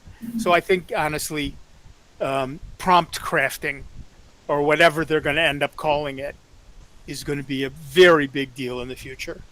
And particularly with something like Olama running the huge models in a local company, a company that can spend $50,000 putting up an Olama server for their own intellectual property, for their own data that they don't want to share with anybody else, and then having somebody be able to craft the questions to ask properly. You know, if I were still teaching, I would be using AI all the time. You know, what would be? I used it to help me with this. I said, you know, give me an outline. I'm going to talk on AI. It's about this and about this. Here's the audience. Blah blah blah blah blah. Give me an outline, and it did, and I used about half of it. Most of it was obvious stuff, but it got me started. Right? It got me thinking. It sparked me, and I moved on from there. And I think that's the real thing with AI. It's a collaborator, right? If you let it do everything, you're going to get stuff wrong. If you let it do nothing, you're missing out. But if you work with it, like I said, you work but you don't use AI. You work with AI. You work side by side, and the two of you together craft something. So, I said, here's what I'm doing. Here's my give me an outline. Then I took that outline and I refined it, and I sent it back to the AI and said, okay, where do we stand with this? You know, how are we looking? What have I got right? What have I got wrong? And we did that. We iterated that several times. And like I said, in the end, I used about half of what the AI gave me, and I did the rest. Charles. If I understood your talk correctly, if I wanted to try using AI, which I have not yet, I would start by getting Olama and then picking one of the ones it offered. And if so, what would be your suggestion for a newbie to try at? Well, all right. First, you do not need to run Olama. Okay, you can run Claude or ChatGPT or Gemini or Apple Intelligence or any one of those. The thing about Olama that I was talking about is that if you are running a company, you have intellectual property stuff that you don't want out on the internet yet. So you can go to the web pages for most of the AIs. Just be wary that anything you type is going to be known to the other end. Right. There So were if you're cases just where somebody's proprietary code got put into the training module. exactly right, and so for that I would use Olama, but for general use I would just go to ChatGPT or Cloud or Perplexity or ChatGPT or Gemini or whatever, and just start playing. The beauty of this is that many AIs are free, and you can play. I mean, take the guidelines I've given you, how to craft a prompt, and think about what it is you want to know. But again, because it's an iterative process, because you can say, okay, that was good, but I need this on top of it, or all right, can you do it without this bit, or whatever. You iterate through it, and you end up with an answer together. So pretty much any of the AIs, I started with Gemini because it was free and it was right there. I use ChatGPT, which is excellent. I haven't done much with Perplexity yet. I think Perplexity is one of the ones that requires you to log in. Not for their... DuckDuckGo also has its Duck AI that's part of its search. It's a good page, and they don't use anything that you chat for training their algorithm. So right, you can DuckDuckGo is delete very stuff when good. you're done. Yeah. So pick any one of those. The beauty is you don't have to stick with one, right? So you can give it pretty much anything you want.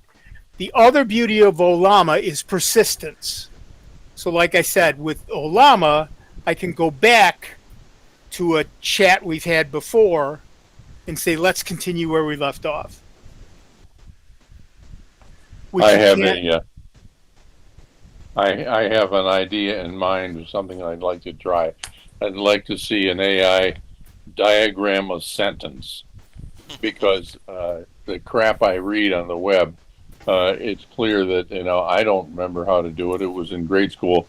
I have a vague idea, but the people writing stuff these days don't know a dependent clause when from which can be the subject of blah blah blah. So you get into things like the word whom, which I think we should get rid of because it's used wrong half the time, and stuff like that. So it'd be fun to try. I offhand, I don't know of a good model for parsing sentences. Yeah, that's part of why I think it would be kind of fun to challenge one of these things with it and see what happens. Well, but the beauty, like I said, the beauty is challenge them all. Right. Right. So once you craft your prompt properly, that may be iterative. And once you get the answer you want, remember, ask the AI what would be the right prompt to get this answer. But then you can take that prompt and put it in all the other AIs. Yeah. And save yourself that process. Are those are various AIs apt to do equally well with a particular prompt? Or not necessarily. They all have a slant, right? Things they are better at. Oh. they all are good for general discussion. They're all pretty good for general discussion. But I don't know, if one would be better than the other for parsing sentences, diagramming a sentence. I have discovered that some AIs are lazy. They'll give you a basic overview and then, just kind of dump you off however they can. And I have to say, wait a minute, I want detailed specifics on what we were just talking about, and then it'll apologize. Oh, I'm so sorry. And then it'll give me what I want. Right. Well, yes, and that's part of crafting the prompt. So instead of saying, tell me this, you say, write 500 words on this, or give me this in a bullet point. There you go. Steve found a sentence diagrammer. I put it into ChatGPT and Perplexity, a simple sentence I pulled off of AI page, and it diagrammed it. ChatGPT did it so like graphically, and Perplexity did it in more sentences. Yeah. So your answer, Charles, yes, it's doable. So go ahead and play around with it. That's what it's all about. Most of the AIs are free. Thanks to Steve Organic for that. Yeah. Most of the AIs are free for basic stuff or limited number of questions, but many of them let you pay to get more. Right. Usually on a per day or per month basis, you get X number of questions. That was another reason for me to be using Ollama. I could ask it any dumb thing I wanted, and no one else would know. And I could ask 50 questions in a day, and it didn't care. It just kept answering them. So if you are doing... Okay, so if you are doing something with intellectual property, stuff you don't want out on the internet, Ollama is the way to go. If you are researching and you want to ask 500-600 questions in a day, Ollama is the way to go. Because it's free. I mean, you can do it by paying one of the others, but it's free. Ollama's free if you've got an extra computer. And again, you want something pretty beefy. Something fairly high end. Like I said, I'm running an i7 with 16 gig of RAM. It's a 3.5 gigahertz processor, and it took, I asked one question, it took 15 minutes to give me the answer. It gave me the answer, but it came close to thermal throttling. I put this, it's one of the things you can look at. I've got it sitting right in the stream from the air conditioner, and it's still almost thermally throttled because it was working so hard.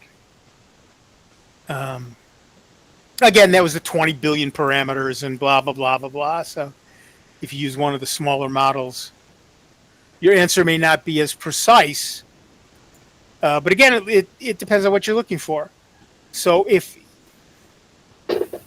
I have found that the lower end models, the 7 billion, the 12 billion models, parameter models, are actually more fun to work with. Because again, we're collaborating. So it gives me some ideas, I give it some ideas, it gives me some ideas. But I don't feel that it's significantly smarter than I am. I should probably use Tiny Llama, the 4 billion model. So, but those give you the iterative processes, the iteration, the companion process. You're working as a team. I really like that. Nice. All right. Why don't we take about a 10-minute break, and we can go back and do some Q&A. Nick, you can stick around if you want. I believe I will not, as I have not had supper yet. Oh. So thank you all.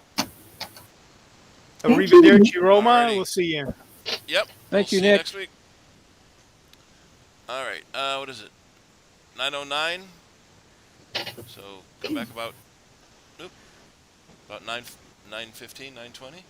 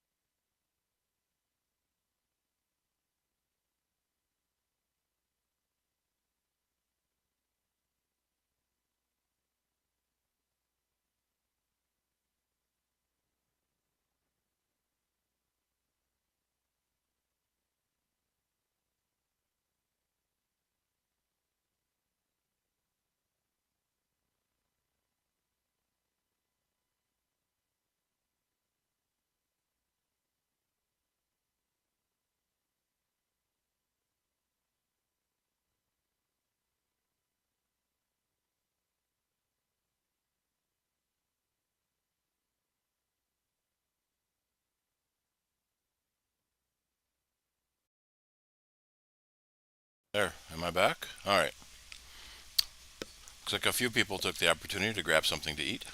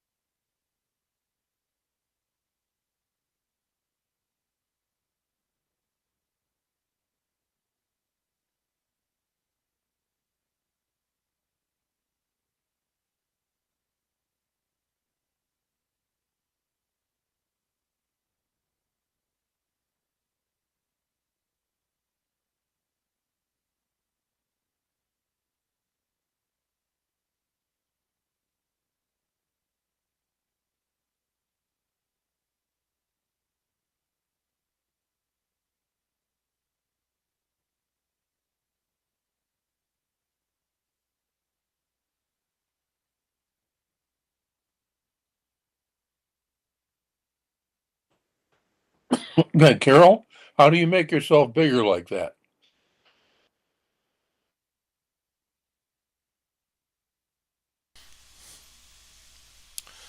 There's a button at the bottom right corner of your window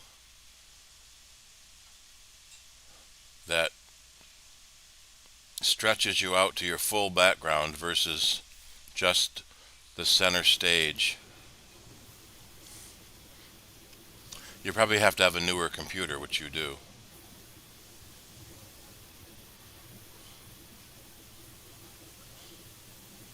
Yeah, like I'm clicking right on my picture on the screen, and three little symbols come up, and the middle one is backgrounds and effects.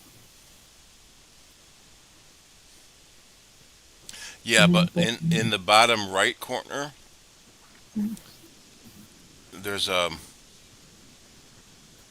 another icon to shrink or expand your tile. oh, okay. So if it's expanded, people could see more of your background, and then less of other people because yours is bigger. Yeah, I'm shrunk right now because during other people's presentations, I want it out of the way. Yeah. Anyway, no big deal, but I was just curious. I don't remember seeing that button before. Maybe they've added it.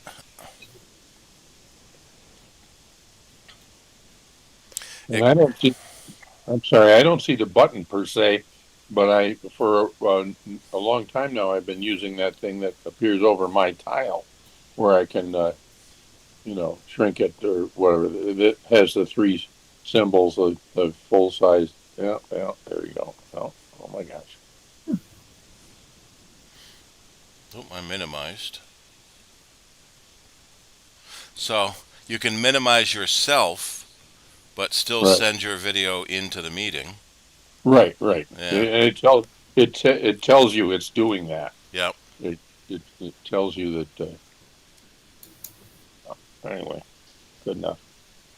Steve, I might as well give you a heads up before we recommence or whatever. um, I'm going to have a question, and it relates to email. And basically, I use Gmail in the website, and for the vast portion of the time, it's just fine. That's all I need.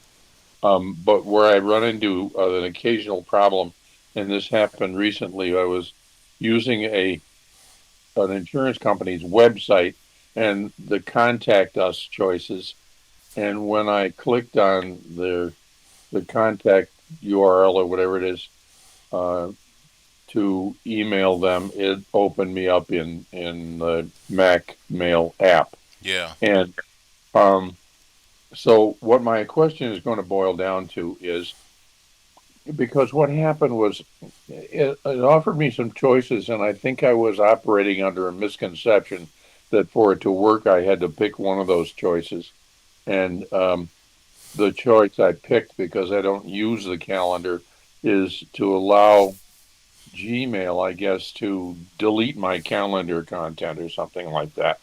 Um, I probably didn't need to do that, but when I somewhere in the process, it said something about going into, and now I'm not clear whether it was going into some settings on the Mac or in the Gmail website itself.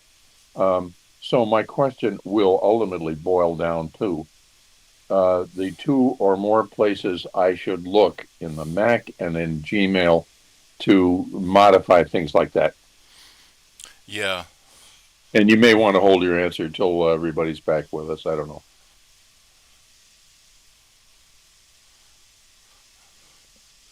So I realize we're at 9:26. Everyone should be back by now. I realize you guys probably all use the Mac Mail app. I've just never basically found it necessary, except in these real rare occasions. And then for most purposes, for me, it works just fine to Yeah. use it on the website. Although the interesting thing is that on my iPad, if I go into Gmail on in the Safari browser, it is essentially identical to the way it looks on in Chrome on my MacBook. Whereas if I go into Gmail in the Chrome browser on the iPad, the layout and function is different. So I basically avoid it because I'm adequately confused by one format. Yeah. The Say the biggest advantage that I use the Apple Mail app for is you can have multiple different email addresses fed into a single app. Exactly, and I Yeah. don't have that situation, or I don't have a need for it, and therefore I don't want Yeah. it. I The, can understand why you'd have one for you and one for Apple, CIDER, yep. and blah blah blah. But Yeah. One of the other issues that sometimes happens by using webmail is the websites can be full of ads. So especially Yahoo webmail is full of ads, and Outlook is got a lot of ads, but not as many as Yahoo. So, but Google is good about not putting ads in your email. yeah, I mean in the in the promotions tab in it will have a few sponsored emails, but nothing much, and it's quite tolerable. But Yep.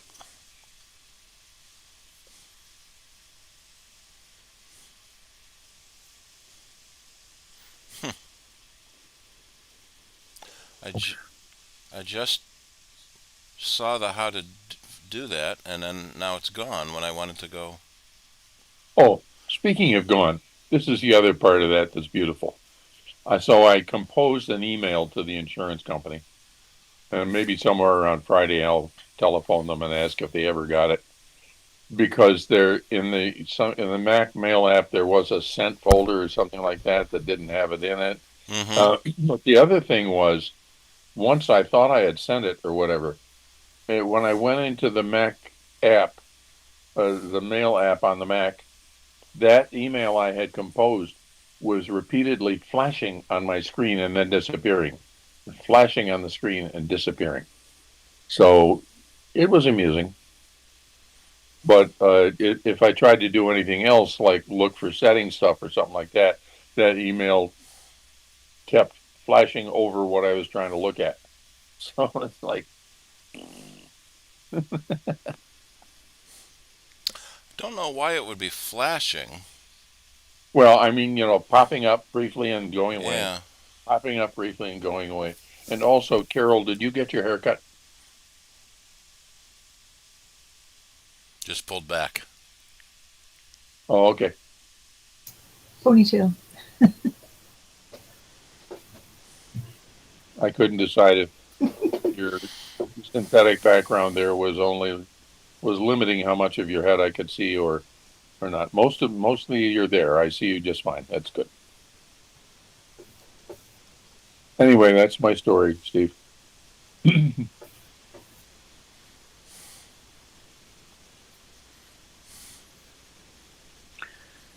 So I've discovered that my background here seems to work well with my foreground color. I don't seem to have a lot of black image stuff interfering. Probably because it's a darker background. Yeah. Sort of like black halos, fringes around your image itself. Yeah. Boy, Nick is a brain full of information when he does the presentation. I really enjoy it, but after a while, it was like, oh my God, I'm full. Yeah, we went for almost 2 hours with him. Did we? Brain is full. Come back tomorrow. Right. Must delete some files from brain. Yeah. Well, that's what sleeping's all about, isn't it? I know the removal of garbage from your brain circulatory system.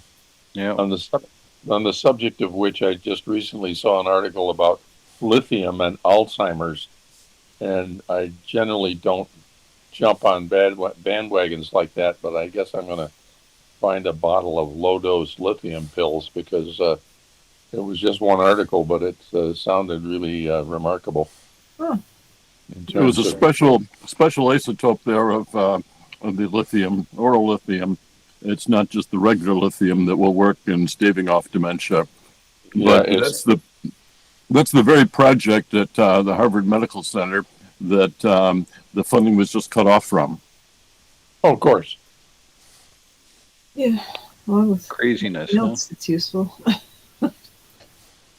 Whatever happened to science research? Well, I mean, if you're going to make America go away, he's on the right track. He'll just cripple the country for decades to come. Well, yeah, and that's the other danger is a lot of the intellectuals and the scientists, they'll say, well, I'll go to some other country that will fund my research. Bye. Sure they will, right. Sort of a reverse of the migration from Europe in the 20th century here. Well, if that's what the mouth breather knuckle draggers want, that's what they're going to get.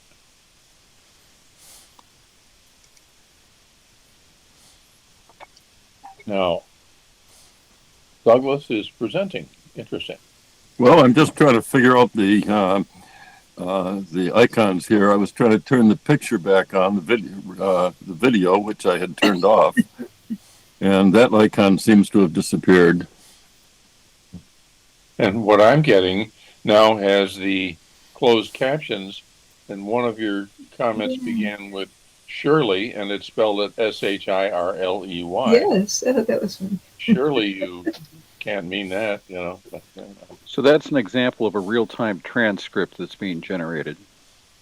Right. Right. And as Carol has previously remarked, most of the time it's really pretty good.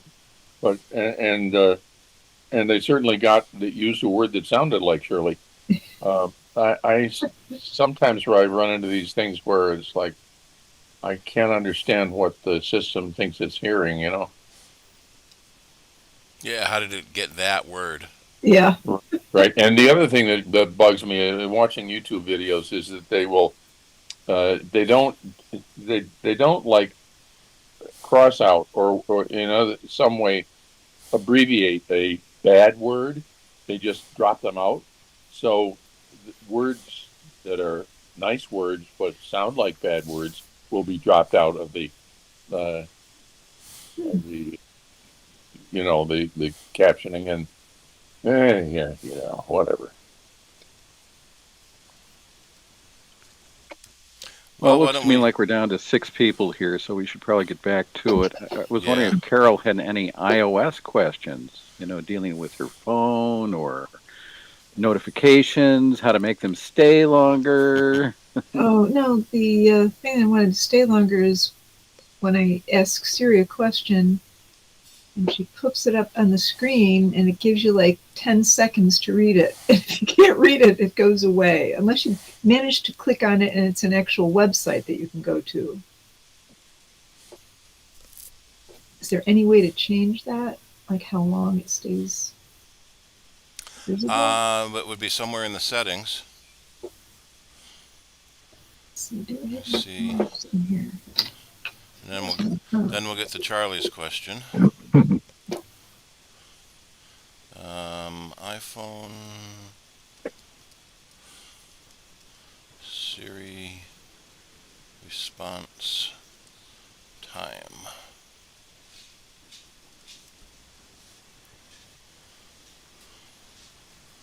Okay, let me try to share that protocol.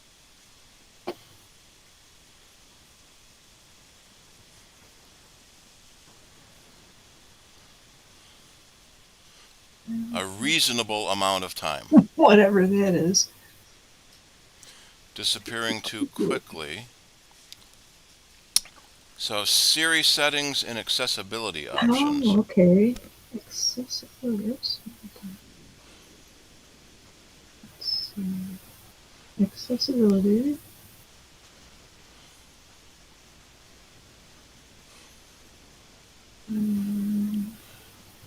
Siri.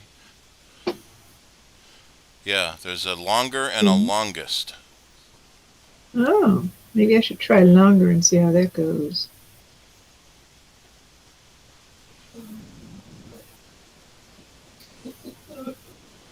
And you can control how fast she talks. Yeah, that's not so much the problem as it disappearing too quickly before I can finish reading it. I will try longer and see how it goes. Thank you.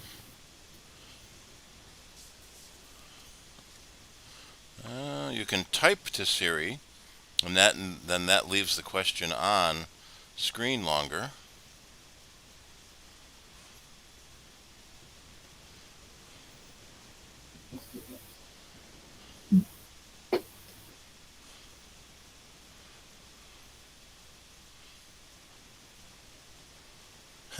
Make sure attention aware is turned on so your screen doesn't sleep too soon. Yeah, what's your screen sleep set to?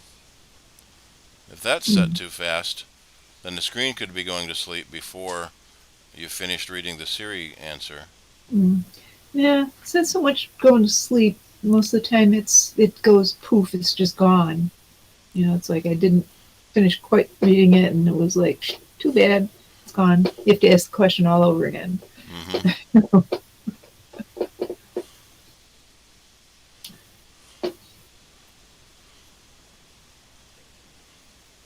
Okay, now we'll try that. Cool. All right. All right. So Charlie, I found an answer, and when I tried it on my computer, it worked. And now when I tried it again, it didn't work.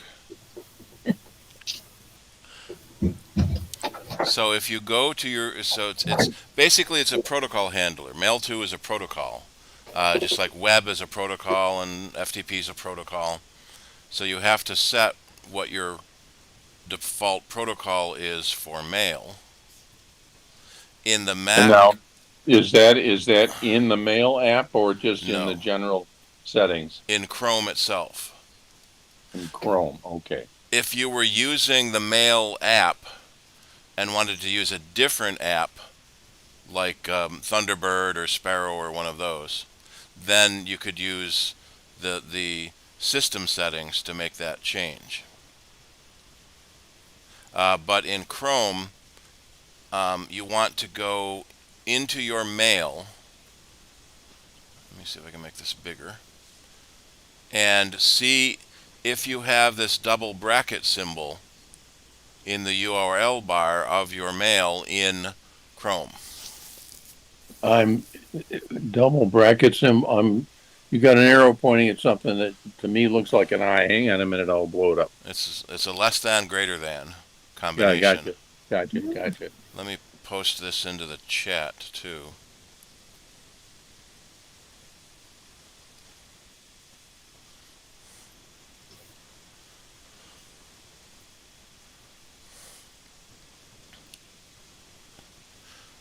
But then so I tried it and it worked, and now that I go back to mail, that symbol's gone. So then I'm trying to do, basically you want to tell Chrome to use the Google website when it sees a Mail2 link. And that's the handler settings. So that less than greater thing is the handler settings? Specifically for mail, yes. So you want to click on that and then click on allow to allow the mail website to open email links.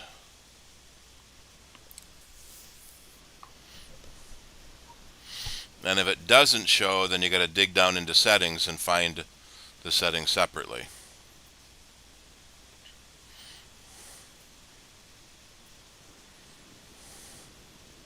So you're allowing Gmail to open email settings, Links. what? So if you click on an email link, it will open in the Google webmail rather than opening your mail app. Okay, thank you. I'll play around with that. As far as the flashing on and off thing is concerned, I don't know. I think I managed to finally delete the damn thing. But what I was thinking is it's trying to send and can't, so it pops back up again, but then your return key is held down, so it tries to send again immediately, and can't, and pops up again. I think you're right. I think that's what was going on. Because I vaguely recall some message about not being able to send it through whatever route.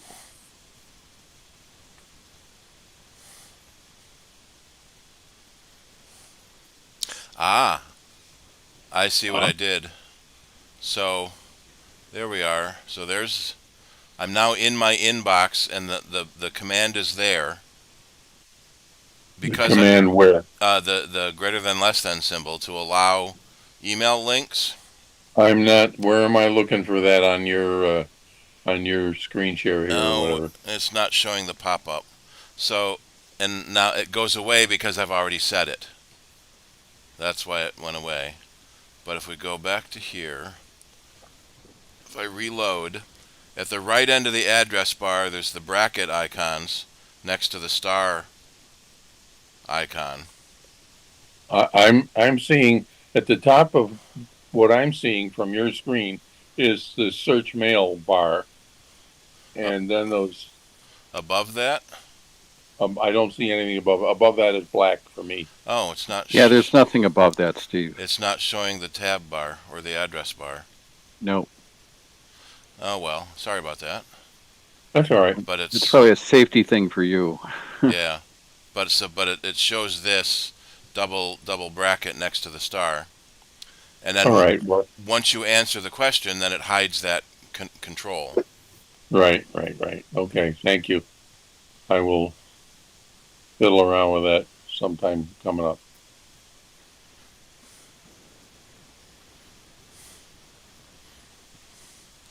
All right. And if you save the link I posted in the chat for that page, it will get back to the instructions on how to get to it. Okay, hang on a minute here. Let me take a look at that.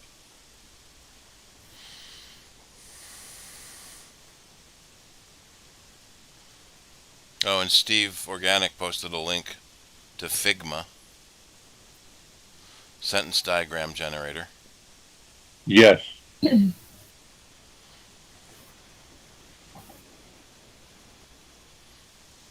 Okay, this is on this Crelate website or whatever it is. Yeah.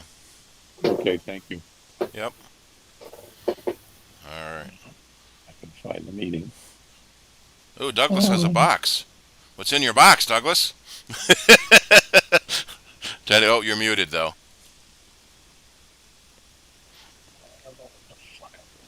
I won't know till I open it. Yeah. It's one of those mysterious things.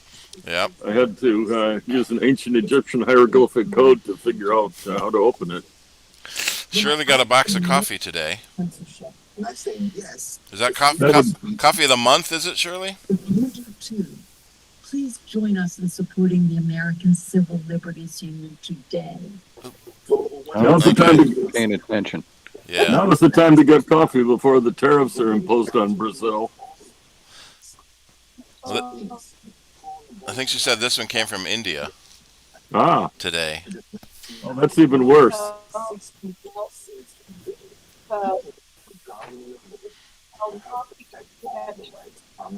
Every month or whatever length of time that it every month that it's a different part of the world, we don't know about it in advance. That's the surprise.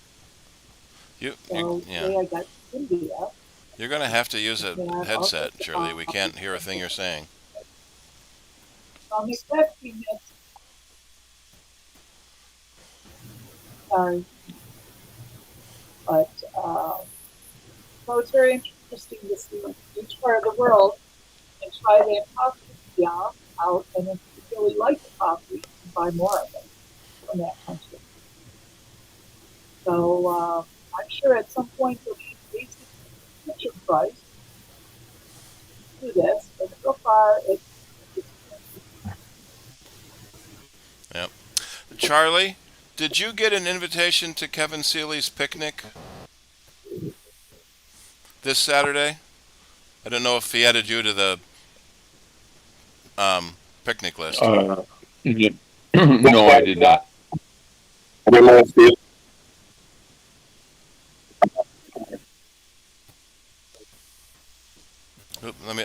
I'll send you a copy.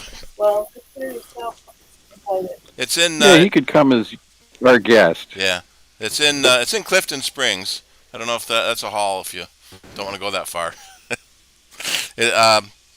Picnic, and then we're gonna watch pirate movies apparently.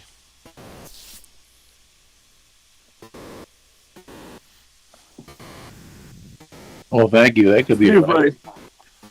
Steve, I have a question if that's appropriate right now. A couple of years ago, I purchased Backblaze for the computer, the iMac that I used to have. And it's a good thing because when that computer failed 6 months ago, and I've got the new iMac that I bought from you, that I was able to transfer all of the data onto this new computer, the new iMac, from Backblaze, but I thought that I had not paid a renewal last August, and so I thought that the transfer of the Backblaze data onto the new iMac, I thought it did not include anything since last August. Well, yesterday I got a direct debit to my bank account leading me to believe that maybe Backblaze had been backing things up, but of course they did not know about the new iMac. So my question to you is, do you think that there is more to be transferred from Backblaze to the new iMac than I had believed was there? Probably not. When you logged into Backblaze on the new computer, well, you would, and then install the software, and you said get my files back or something like that, restore files. Yes.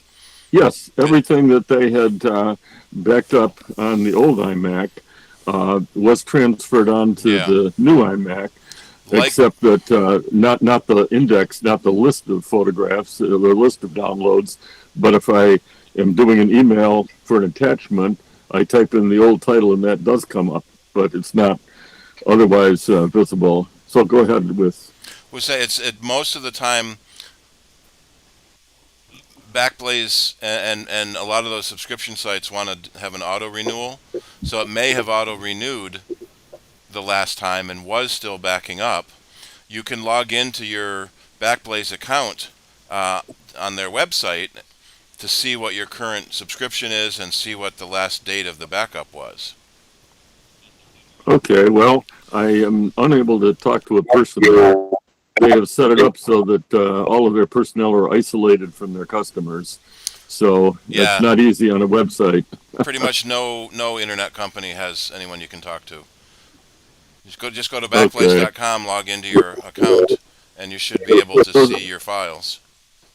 So since they were doing auto renewal, which I had not realized, it is possible then that the remainder of from August last year forward to when I got the new computer, it is possible that that is still in existence then. It would have already restored it. Okay. Well, thank you. And then I will, of course, have to tell them about the new iMac that I'm using instead so that they can back this up. You already did when you installed the software to get your files back. Oh. Okay. Thank you. But it wouldn't be a bad idea to log into your web admin and take a look to be sure. Excellent. Thank you. We also like to recommend having a local backup on a hard drive because that can back up more and won't take as long to restore as it does to download everything from the internet. It's good to have an off-site backup in case of fire, flood, or theft, but a local restore would be a lot faster. Okay. And is there a degradation of data from downloading it from the internet as opposed to from the hard drive? No, just the time involved. Okay. Can anybody help? Sorry, can anybody help me out with one of our participants here? Who is LIK? I think that's Kim. Right. She keeps coming and going. I'm wondering if she's having internet issues.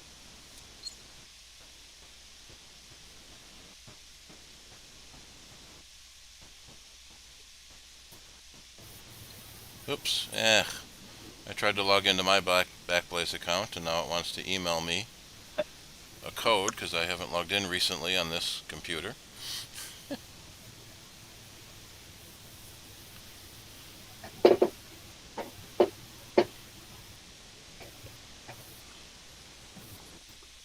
Rick, I really like your background. I wish I could be there. I wish I could too. Where is it? Which one do you have, Rick? I think it's a backyard. Oh yeah, light up gazebo. Yeah, that might be it.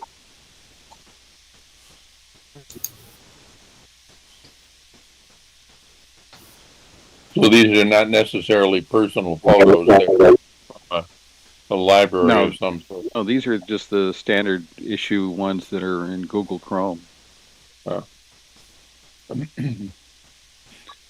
It's a background available to you. Let's see, how do you get there?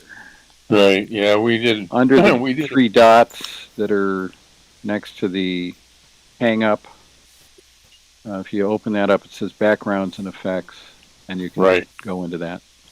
Yeah, with one of our meetings back in May, I guess, we spent quite a bit of time with people fiddling with that stuff and Yep. putting cats on their heads and stuff like that. Yeah, it was fun. Maybe too much fun. So I had a quick question for Steve. Well, maybe it's not a quick question. I don't know, but The questions are always quick. It's the answers that get to be long. Briefly, what is the difference between TLS 1.2 and 1.3, and why should I be concerned, and do I have to have TLS 1.3 now?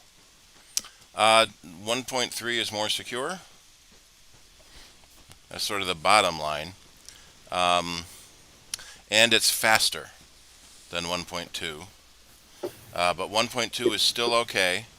1.1 has been deprecated and should not be used. And generally you don't even have a choice of that unless you're hosting a server. So TLS is how the encryption protocol between your web browser and the web server negotiates itself. Mm-hmm. I'm pretty Yeah, sure. what I've got my own websites, and I was trying to get it to bump it up to the new format of TLS 1.3. And I discovered that I had an older version of OpenSSL. So I went out and got the brand new version of it. And I told it to generate a CSR. And I'm still stuck at TLS 1.2, even with the new certificates installed. Which web server are you using? I think it's DreamHost. Well, that's the hosting company. What web server software? So I'm using Apache 2.4 point something. You may have to go into the configuration there and remove 1.2. 1.3 to Apache. Okay, so you're thinking that it's just one of the configuring option lines, the protocol one, huh? Yeah. Yep. Oh, to fit like that. Oh, that's I messed with that a little bit. I do. I love it success. so much. I love the artwork so much. We can hear you, Kim. Yes, thank you. That is Kim. Oh, see, okay. I'm gonna go to the bathroom. We heard that too. Yeah. Please turn your mic off in the bathroom. Okay, Friday.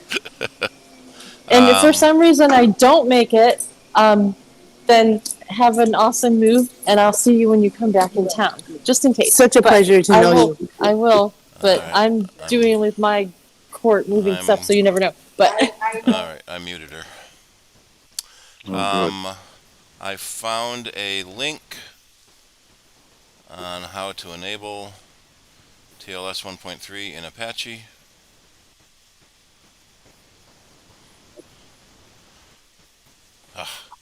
Get rid of all this other stuff. I don't care about any of that. There's no X. I can't. I have to approve everything. Oh, there we go. Accept. There we are. Oh, good. It's all on the command line.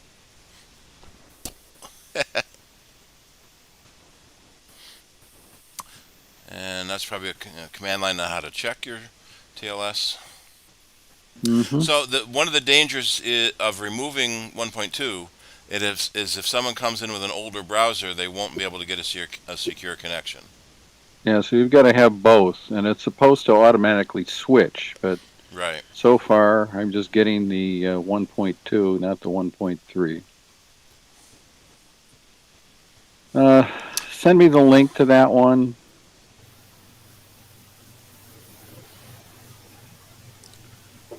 Alright, and post.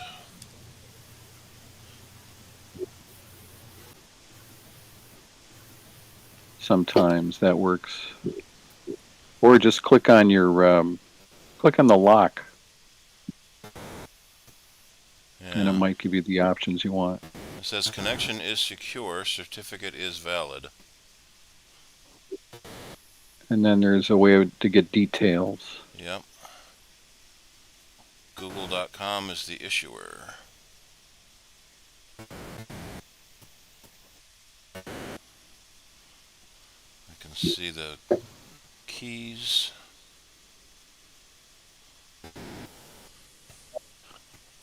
Yeah, for most people it doesn't really matter. I think in TLS 1.3 they've included the quantum computing safe algorithms. Which is interesting because we don't have quantum computing yet. No, we're not there yet. I haven't seen a date published for deprecation of TLS 1.2 either, so.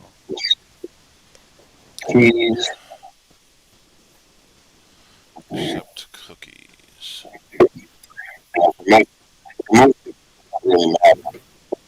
There is a, oh, what's that?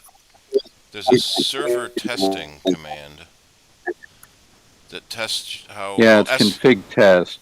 SSL Labs will test a server. Yeah, that's the other one. Yeah. And see how good they are.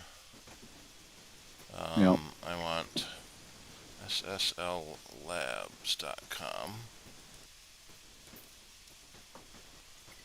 Yeah. Test your server. So, hey, let's do apple.com. They get a grade A. And we can see details. Server supports TLS 1.3. Mm-hmm. So the other option here was to test my browser. And current version of Chrome supports 1.2 and 1.3.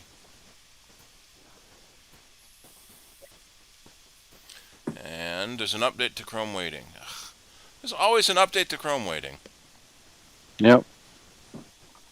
Every week they got to do it. Apparently Sequoia 15.7 is due out shortly to address some critical vulnerabilities that were found last week.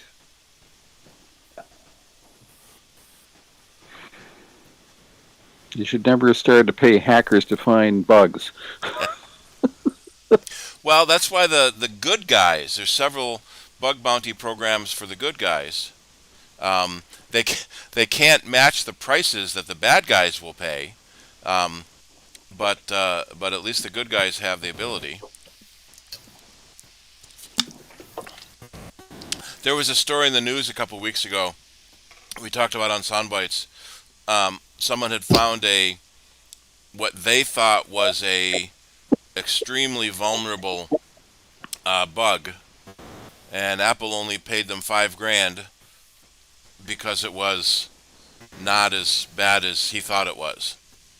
But it was a remote code execution, 0-click. It was everything that matches the most severe bugs, but Apple didn't think of it that way and decided not to pay him the full $100,000 it was supposed to be. If you're good, you can make a pretty good living at bug bounties. In fact, at the recent Pwn to Own in Germany, the winning team went off with a couple $1 million. Wow. All right. Well, thank you for looking into that for me. I'll try a few more things out, and hopefully something will work. Yep. Alrighty, so it's 10 o'clock now. It's the latest we've ever been in a while. Wow. Yeah. Anyone have any last minute questions? Thank you for all your help, all of you. Welcome, Charlie. That's why Steve and I are here, and everyone else. Oh, Nope. I'm here, sort of. Hello. I've been multitasking. I had to see this. I had to see this band. She's moving. She's closing it down. leaving town. So I was listening to the meeting while watching a band. Because it's Fridays, they're having a going away party because she's moving to Arkansas to teach. So it was the last night at the Little. And tomorrow's my birthday, so it was kind of my birthday night. Happy too. birthday. Happy birthday. Birthday. So I don't know if this is a question, but I kind of have a question. So my new phone, like, it wasn't working, but the hotspot was working. So like the tablet was connecting to the phone, but the phone wouldn't get on the internet.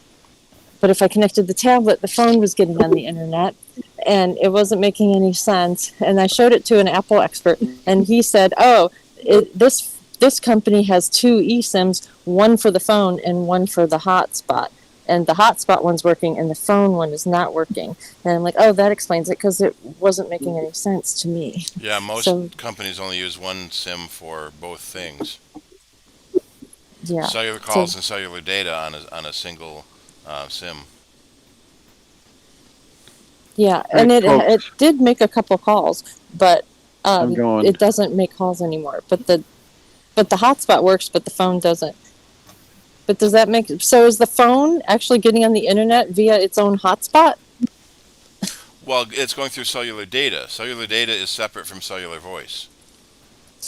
And if you have two different plans, one on each SIM card, then that could be happening. So you're not getting cellular phone calls, but you are getting cellular data to the internet. But wouldn't the data be with the eSIM for the phone and not the hotspot? Possibly.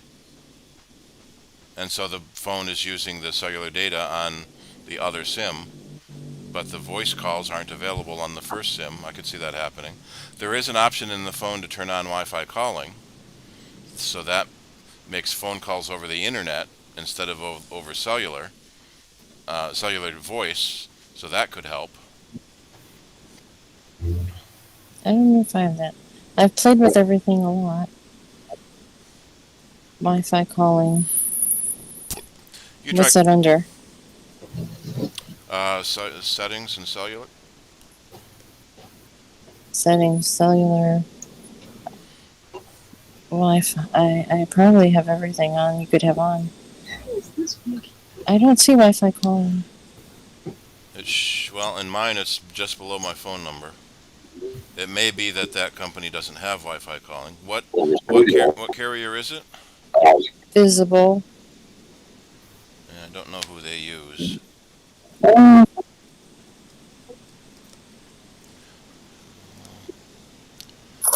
They use Verizon as their back end. You could try calling, you need a working phone. Calling Apple Care, 800 APL CARE.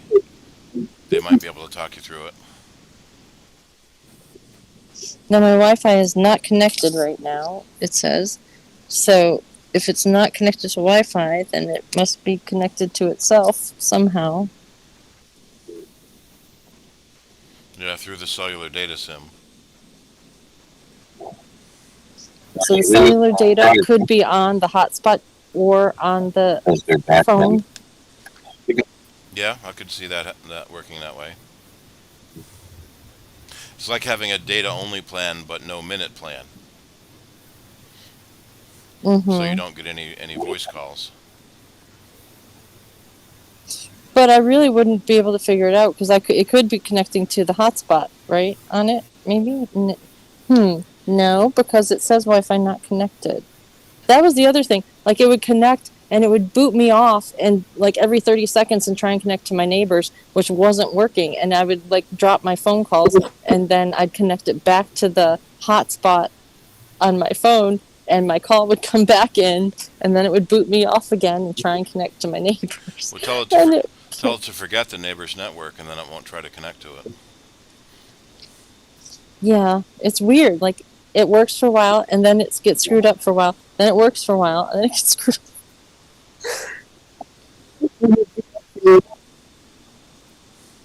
Yeah, I don't know where I have seen Wi-Fi calling somewhere, and I was like, I already do Wi-Fi calling. Yeah,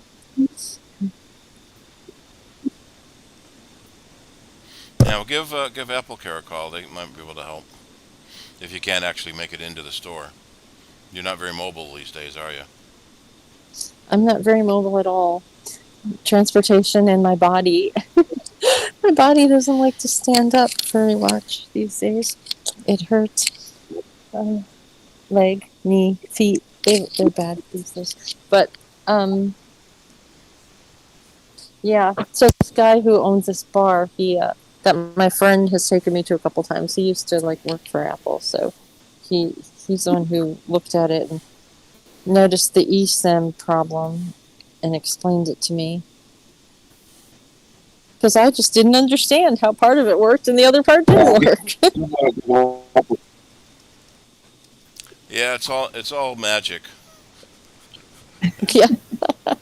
Effing magic. Sometimes it works, and sometimes it doesn't work. Like, well, do you choose to work today? Oh, you have a busy day? Let's not work. Oh, tomorrow, nothing to do? Okay, we'll work for you. Yep. Anybody know of a place I can move to?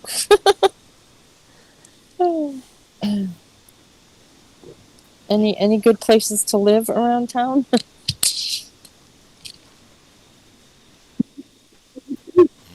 don't know. Alrighty. Well, we'll see everyone next month. Have a nice summer. Try to keep cool. Next month, not next week? Board meeting next week, yeah. I guess most of us are on the board here. Yeah.